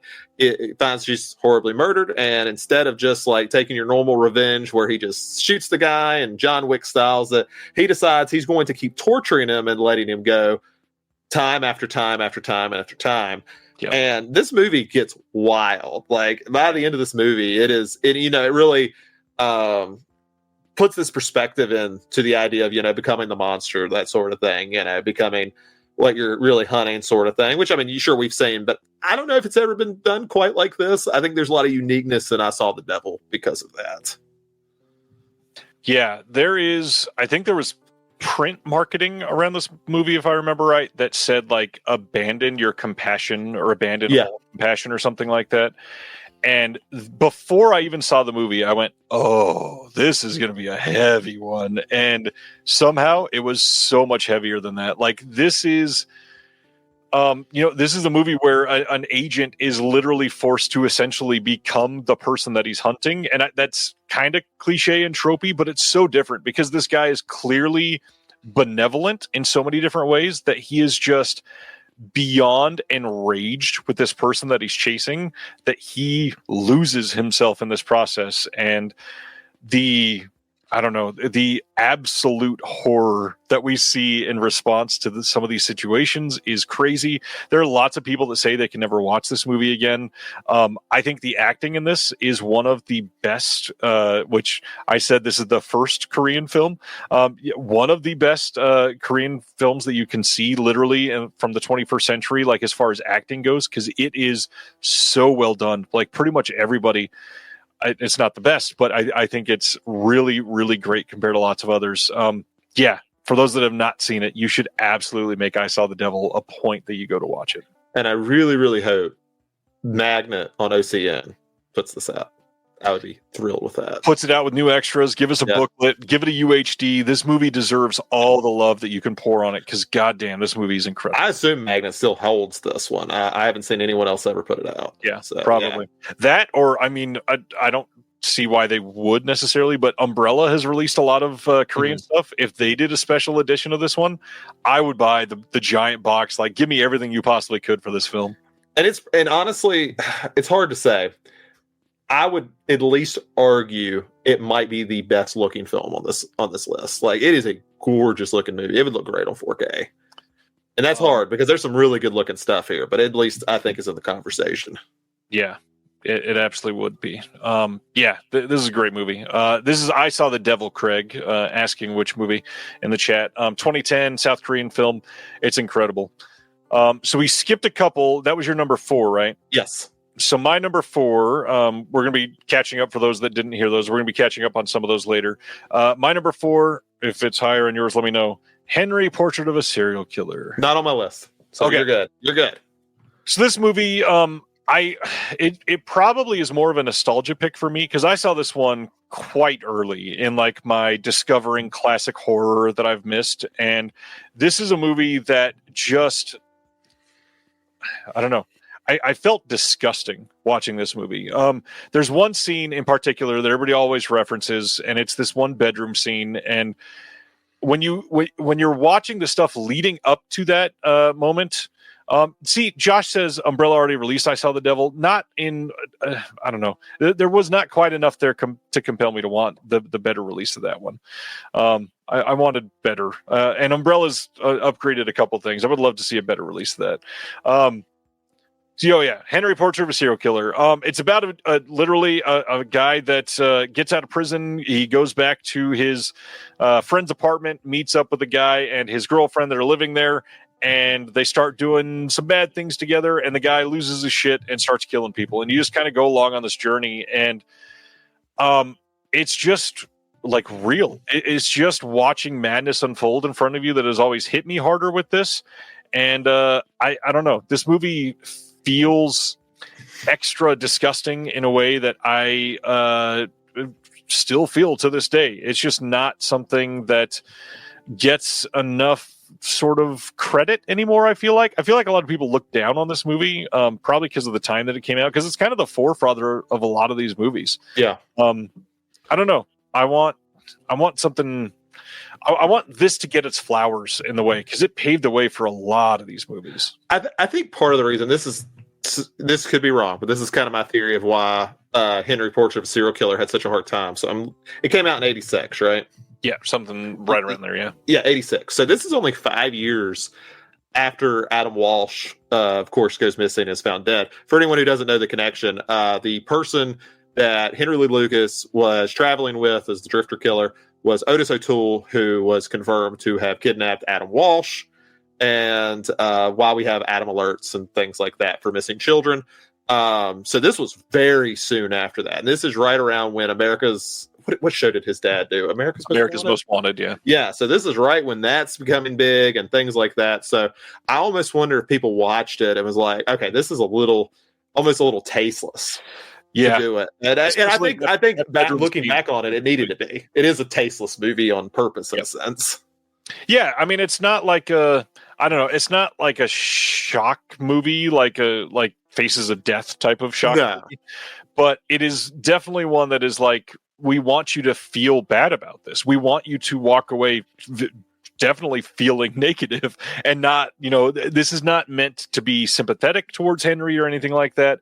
It is meant to be gross and disgusting and authentic. And again, like I've said the words like 3 times already, but that one specific bedroom scene is so under your skin, greasy, like, man, they really put this on film, and I'm watching it. Like, why am I getting enjoyment out of watching this? That it makes you question that. And it's just such a good movie. And I can't believe we got a 4K of it from Arrow in like this wonderful release. It's crazy that we're at that point. But this to me, I felt like it had to be on my list. I saw this so early. It is it's in the name, literally, Henry Portrait of a Serial Killer. Yeah, and I mean, it's probably one of the better representations. Like, the problem that you have, like, it kind of reminds me of that quote. I can't remember who said it. Someone in the comments will probably can tell me. But it always reminds me of a quote that was like, all anti-war films turn around to become pro-war films. And I think serial killer movies can have that problem too.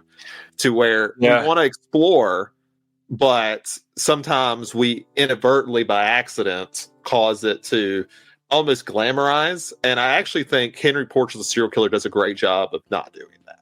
Like, you don't feel no matter how much time you spend with Henry Lee Lucas, you don't feel sorry for him. And I think that's something that's necessary. Yeah, completely agree there. It is, I don't know, it is so worth a watch. This is one that can be hard to recommend to people, but if you're feeling comfortable with having a bummer of a night, you should absolutely watch it. All right, number 3 for you, sir. Oh, yeah. So we can now talk about The Silence of the Lambs. Silence of the Lambs. A perfect film. Tell us about Silence. So for anyone who somehow has not seen Silence of the Lambs, it tells the story of a serial killer that goes around and essentially is trying to make a woman suit. And they use the help of local serial killer and cannibal, Hannibal Lecter. And it really just tells the story of how the FBI agent Clarice Sterling is dealing with having to have like any type of relationship with him, as he reads her and who she is as a person, and she has to do the same thing to him. It's actually, to me, one of those movies where it feels like it's going to end up like Taxi Driver or Seven to a degree, where you're like, yeah, this is a great introduction movie, and it's still a great movie on its own, but things have done it better. There's very few things that have done it better than Silence of the Lambs. That movie is excellent, and just you'll go back. Like, I remember going back and watching it after 10 years, and I was kind of prepared to be disappointed by it, and I was like, no, this movie's awesome, like everything about it. And it's technically a sequel to Manhunter, which I don't know if we're going to get that on here. I don't think so. Of course, they will remake the sequel to Manhunter again later in a much worse way, but absolutely phenomenal movie. I don't know if there's a whole lot I can add to it, just because in 35 years, I think everything about it has been said. Not necessarily a sequel to Manhunter, another adaptation of a Thomas Harris that includes scenes. It does include an actor who plays the same character in both movies, if we're going to be technical. Technically. So yeah, Silence of the Lambs. I had this at 5, and again, I saw this one very early in my life. This was a formative film for me. This came out, I was like 4 or 5 years old, I think, and I don't remember how old I was. I had to have seen this when I was like 9, probably, and fuck, there are so many scenes of this movie that just rocked my world, and like, you can do that in a movie. I mean, there's so many things that, I mean, I could just spend like 10 minutes talking about each of these things. Like, you know, we've all heard the whole Anthony Hopkins wins and he was on screen for 12 or 18 minutes or whatever it was and hardly in the movie at all. And yes, absolutely deserved. There's no one who did better that year. In his performance, you can watch his facial mannerisms and just give it to Anthony Hopkinson's face for that year, and he would have deserved it. I mean, the opening shot, when you are seeing her go by all of the cells and he is face first right up against those bars and the camera itself moves in, it is one of the most terrifying introductions to a character ever because of how it catches you off guard. It is impeccable filmmaking. This movie is so crazy because you could make like the argument of, we're just trying to see that, a female can be an FBI agent and she pull it off. No, she's fucking brilliant, and yet she's also terrified, and yet she's also on edge and has something to prove, and this nuanced character is facing this other nuanced character. And the funny thing, those aren't even the serial killers. Like, we're not hardly talking about the fact that we've got Buffalo fucking Bill being a Ed Levine, who's fantastic. He is amazing in this and has some of the most iconic lines and images in this movie. And the way that we approach Silence of the Lambs is blown away because of the performances of the two leads. And I mean, all the faces that you get in this, the entire franchise that this spawns, that a lot of people hate, that I don't love every single one of the sequels, but I like all of them. Even the weird incest storyline of the prequel and all that. Like, this franchise is crazy. And everyone should watch the Hannibal TV show. If you have not seen it, watch it. It's fantastic. It's beautiful. Absolutely beautiful. Literally. And weird to say about a cannibal movie, but yes. Yeah. And and I mean, that Silence of the Lambs, I've always said, has one of the most terrifying scenes is the night vision scene, which I still think holds up so incredibly well, and it's done so well. I don't think anyone ever does night vision scenes in horror movies. They're like, it's not going to hold up. It's fine. Yeah, we'll just do something else. It is perfect here. Absolutely incredible. And then, of course, the fake out with that leads to the night vision scene is incredible. And the crazy thing is, watching it now, like, I don't know that it holds up necessarily as a fake out, because you can kind of forecast it coming the way that it leads up to it. Yeah. But the dread that comes from the fact that, like, 3 shots before you actually see, she's at the wrong house, you can feel it. And so, like, for me watching it now, I can feel still like my heart start racing a little bit, because you're like, fuck, like, she is actually in trouble and has no idea. And, I think Silence of the Lambs, I've used this as an example before, but I think it shows the power of, like, how cinema can adapt books. Like, I don't know if anyone's ever read Harris's books. They are trashy little pulp novels. They're great ideas. They're not that well written, but they're cool. And it's kind of like The Godfather, where you have these pulpy little books that are just... Puzo's a stronger writer, but not that much stronger. But you take a director who has a vision and says, look, this is some really good stuff in here. Let's just tweak it and make it something special. Let's take it seriously instead of making it a pulp kind of crime thing. And it pays off in dividends because of that.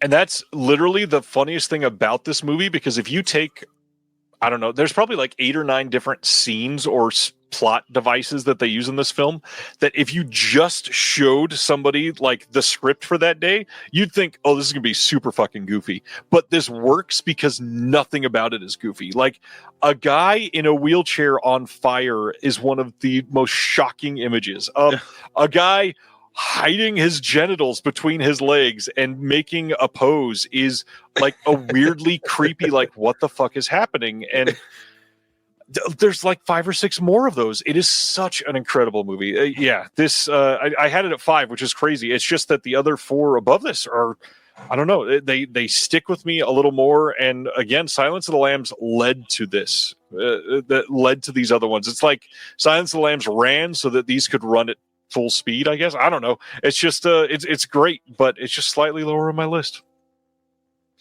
Well, now I want to know what your number 3 is.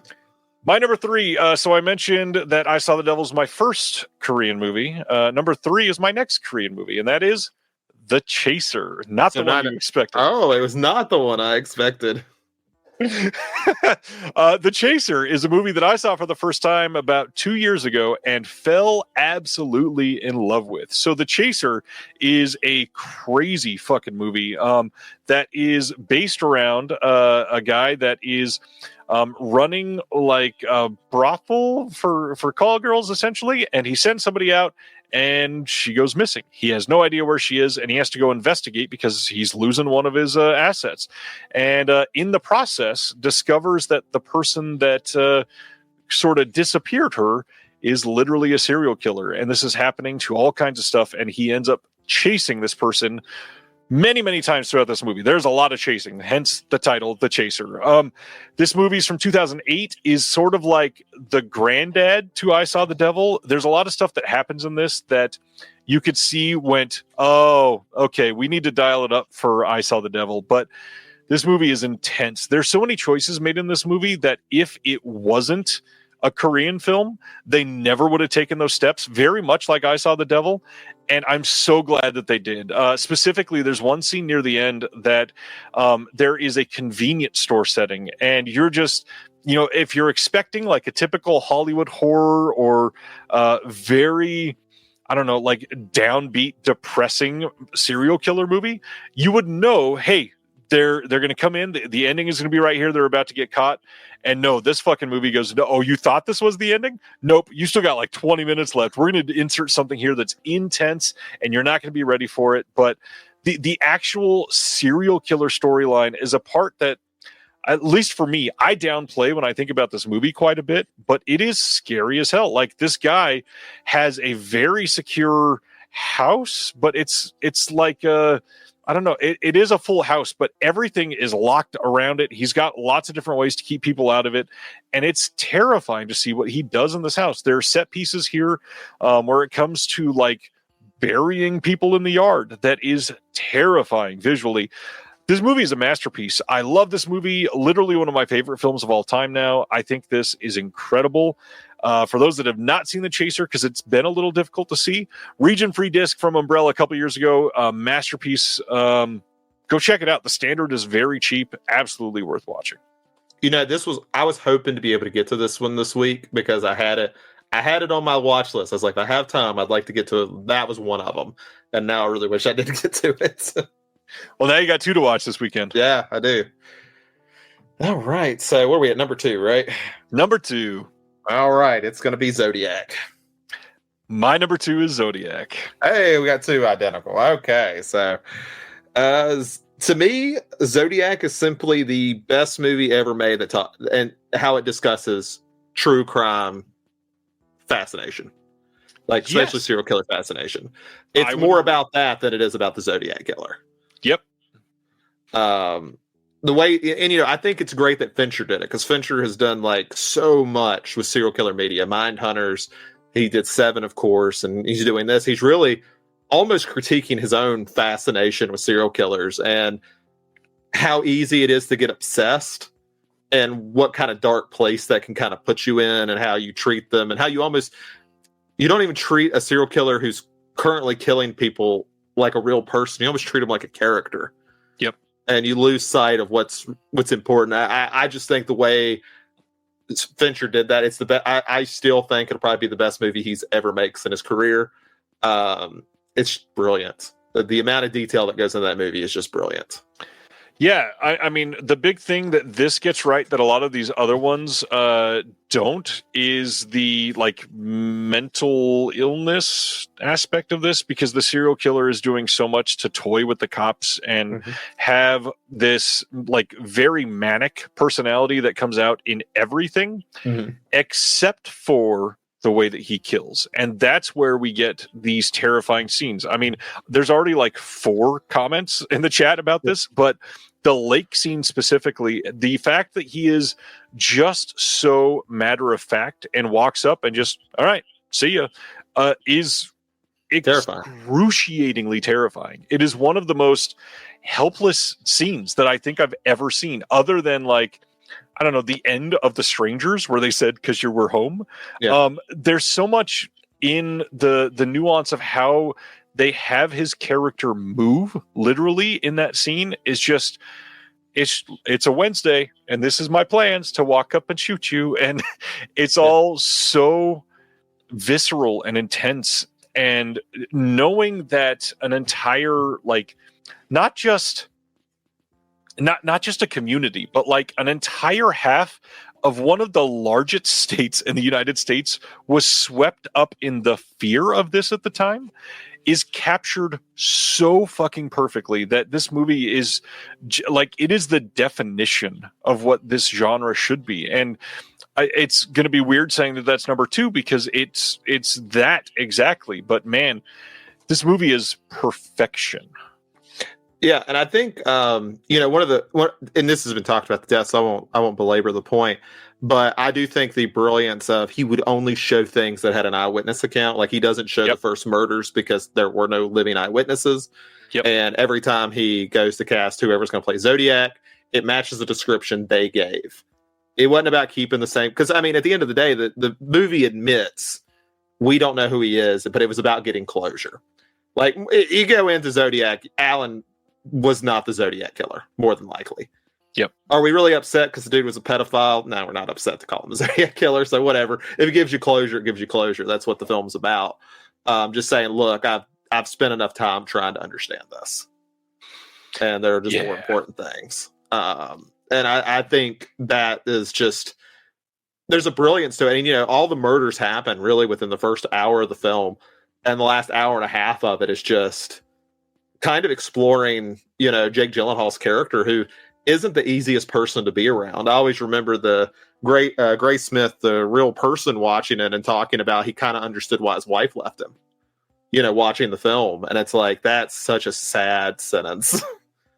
And, that I think it really captures how well Fincher did to try to be real to what Gray Smith believed. And Gyllenhaal's great in it.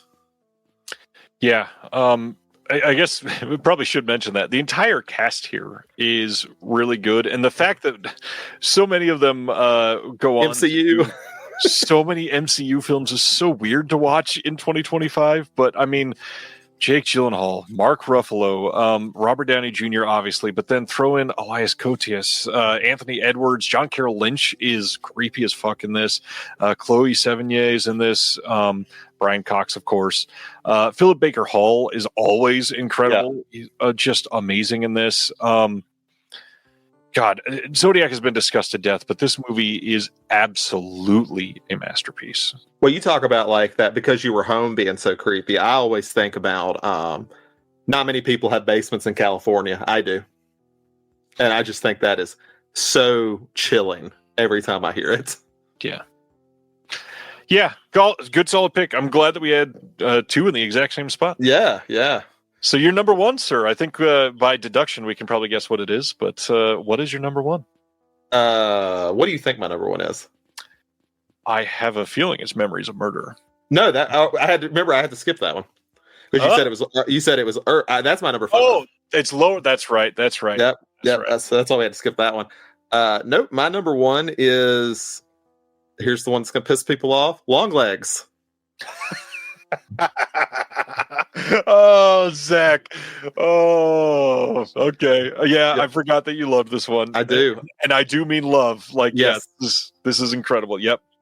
So, Long Legs is it takes a lot of inspiration from a lot of the things we've talked about. And I think there's an interesting connection. So this was made by Osgood Perkins, whose father is Anthony Perkins. So the thing I always find fascinating about this is it's taken a lot of inspiration, of course, from Silence of the Lambs, which is based off Ed Gein. Ed Gein also inspired Psycho. So there's a nice little familial thing going on here that I think is great. I think Long Legs captures the reason I mentioned earlier with Cure is because I think it does a lot of the things Cure does. I think there is an incredible amount of detail in this film. I think the amount of mystery that just stays pervasive throughout. And I know a lot of people complain about there being so much that's talked about. I can already see a lot of comments going, so that's great. I think, a lot of people complain about the exposition at the end. And while I think that's a valid criticism, I also think it's a little overstated because there's still so much mystery to this film. I mean, one of the things I think is fascinating is every murder has like a little red piano in it, and they don't ever highlight that. They do highlight it a little bit in like the alternate reality game they made for it, but as far as the text of the film, there's all these little things. They have like all of these details in the background, and I think it's so incredibly rewatchable.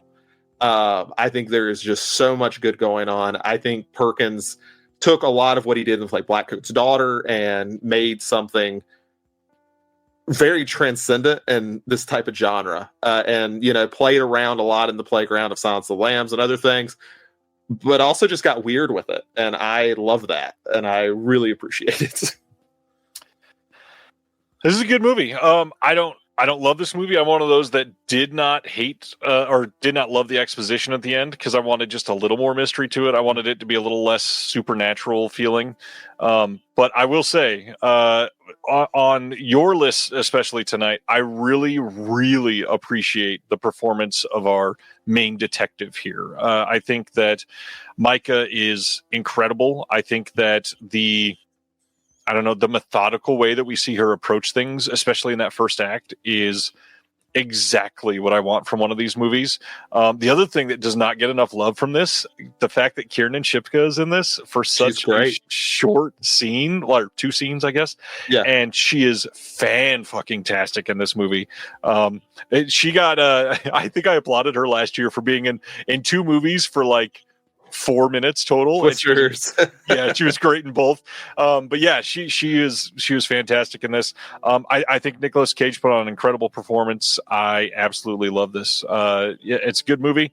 I definitely need to rewatch it now that I have a disc for it for sure. Yeah, and it's the thing that's what we were talking about Monroe.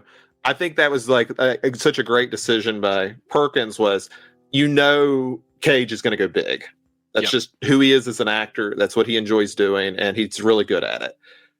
You write Monroe the complete opposite way, and I think that is such a great way to go about it. Some people will complain her character's boring. I think her character is incredibly interesting. It's just reserved.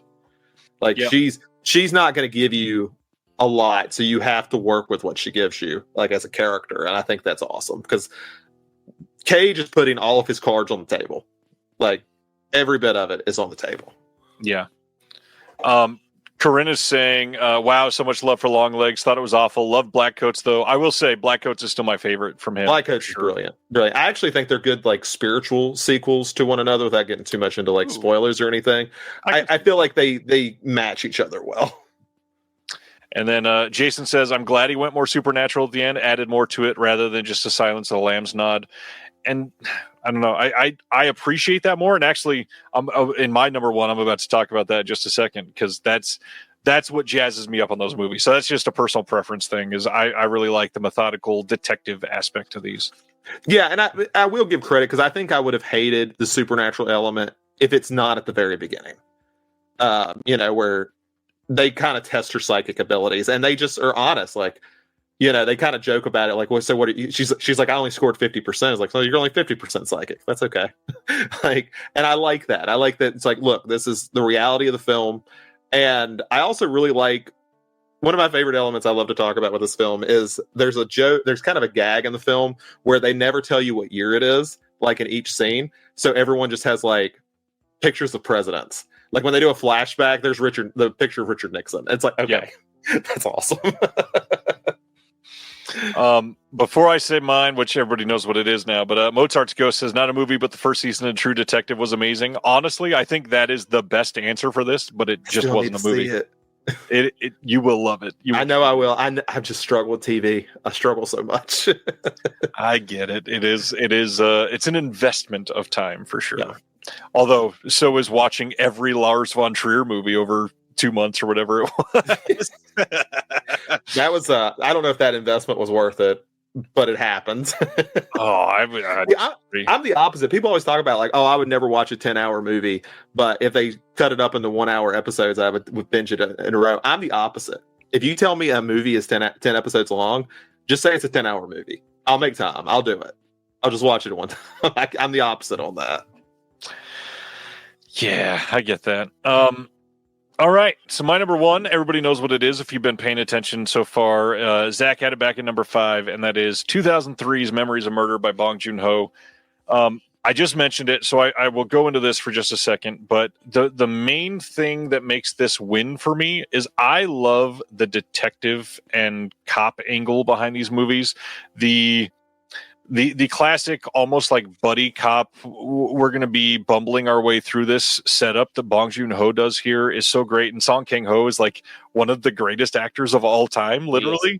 And so his performance in this that goes from, breakthrough to hilarious mistake to discovering something in the most like asinine of ways in a couple scenes, making mistakes in the actual murder scenes a couple times.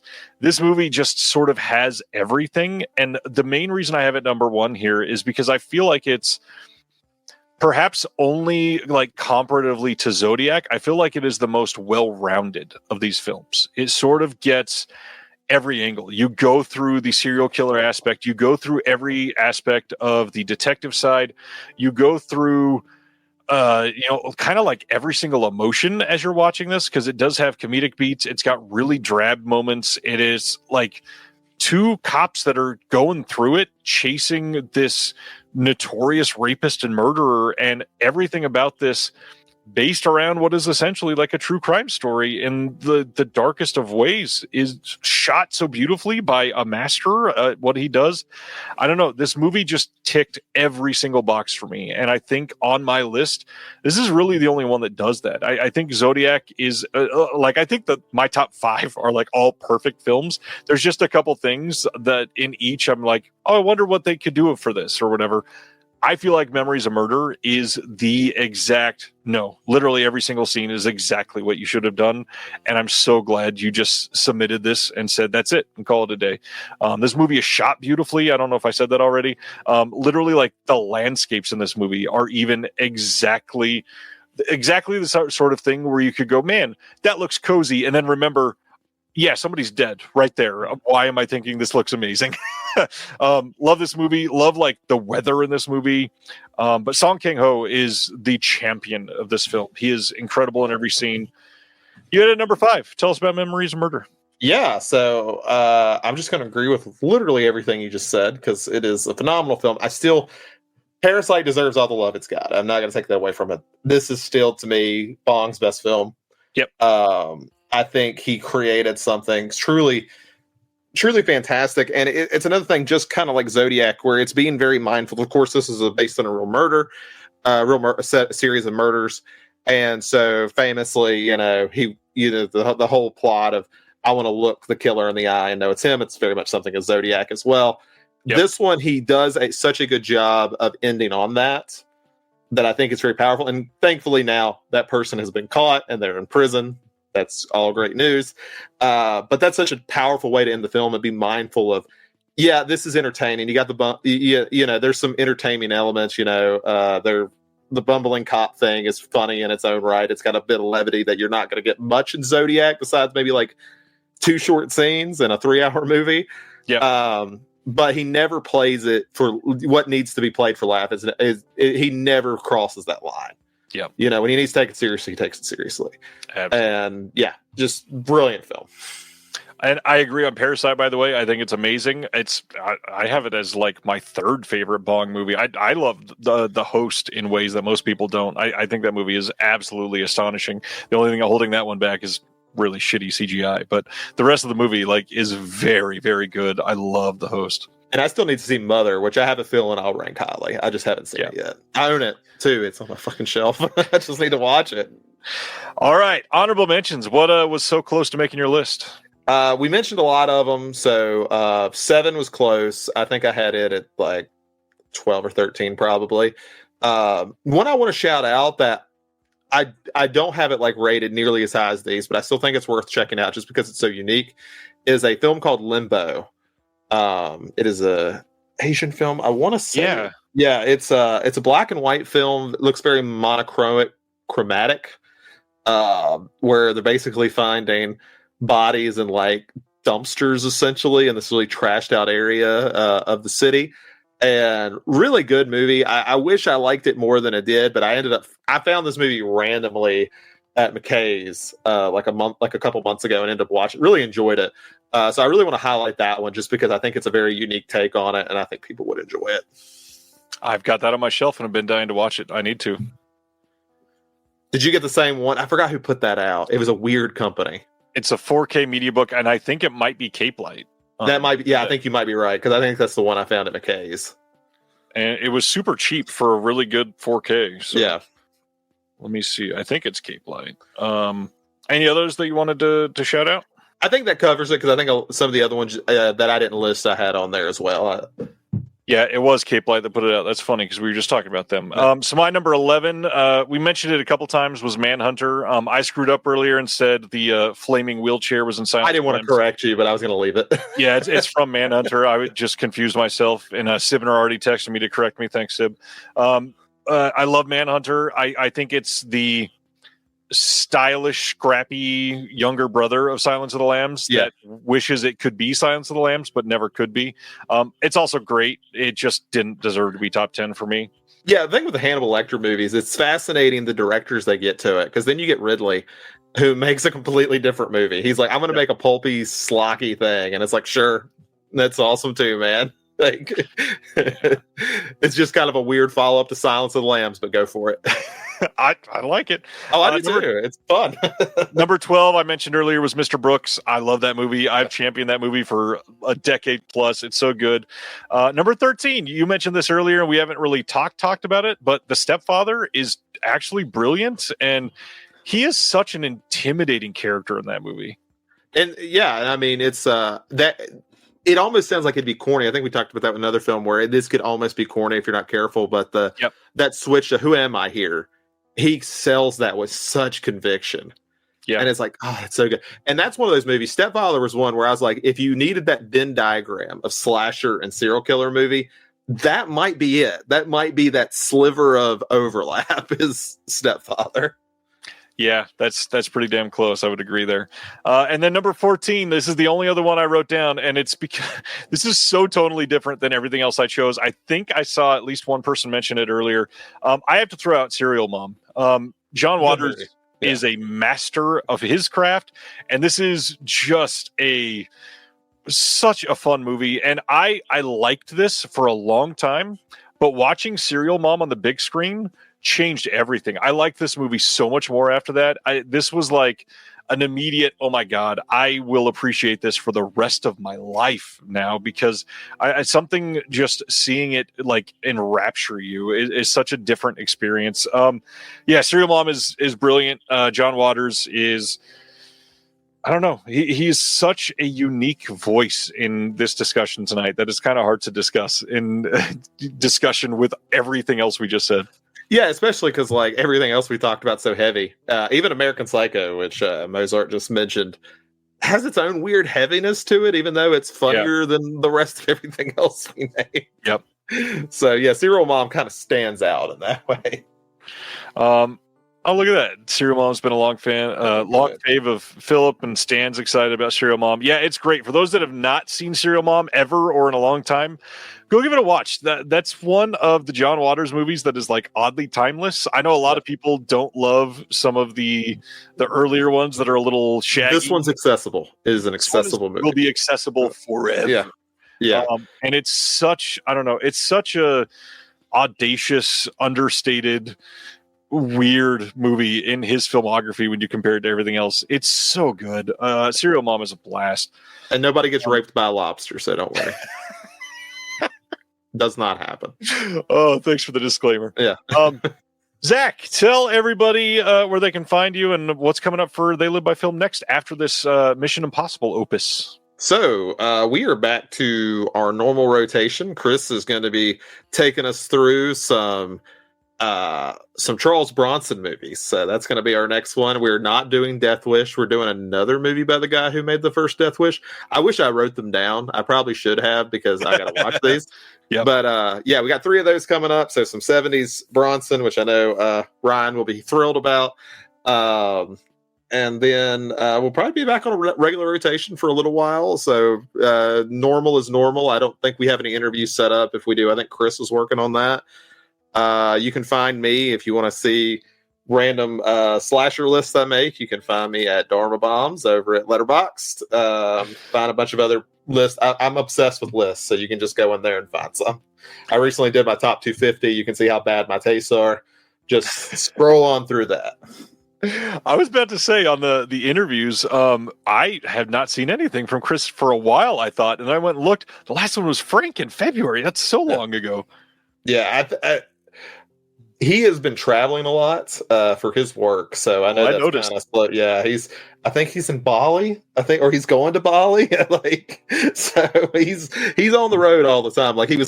He asked me the other day. He's like, "Hey, do you think we could just record Friday?" And I'm like, "I haven't even started these movies, man." I was like, "When do you leave?" He's like, "The 18th." I was like, "That's gonna be kind of hard."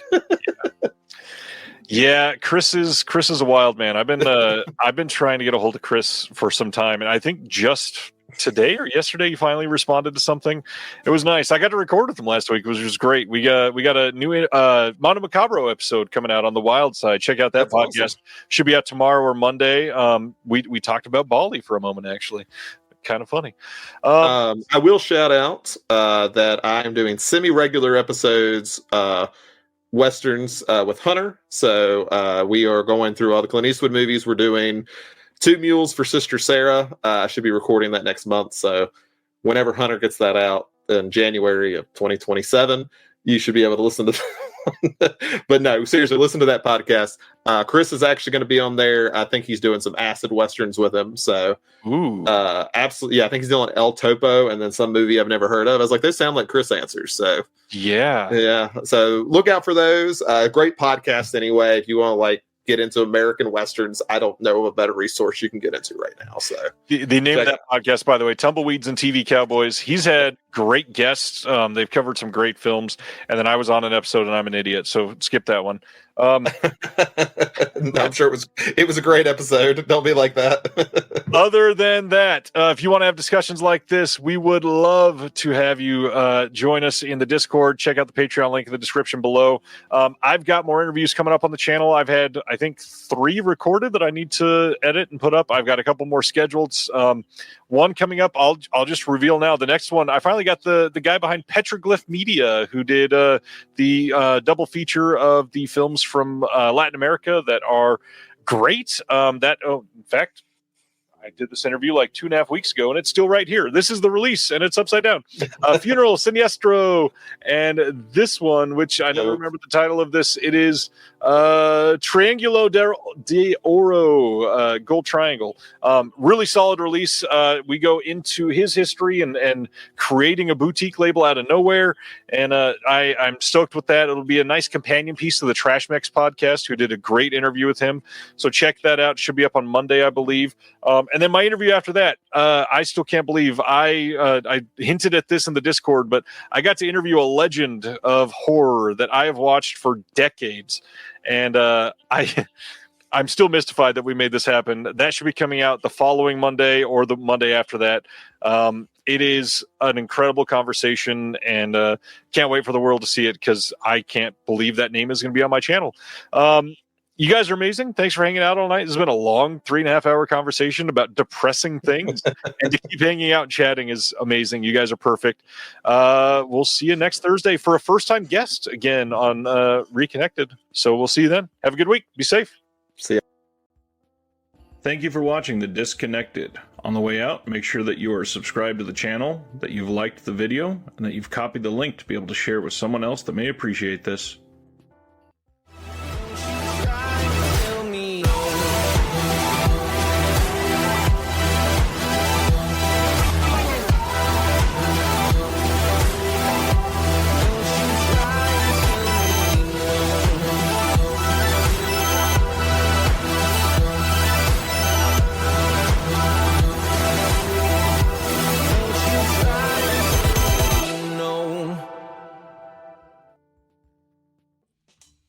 Do you love movies? So do I.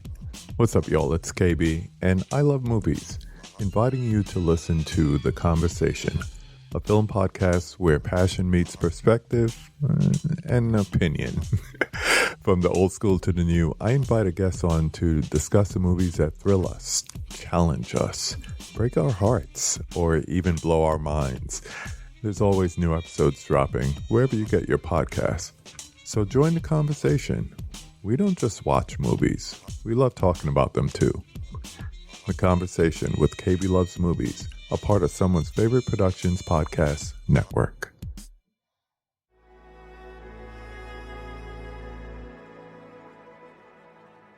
Thank you for listening. To hear more shows from the Someone's Favorite Productions podcast network, please select the link in the description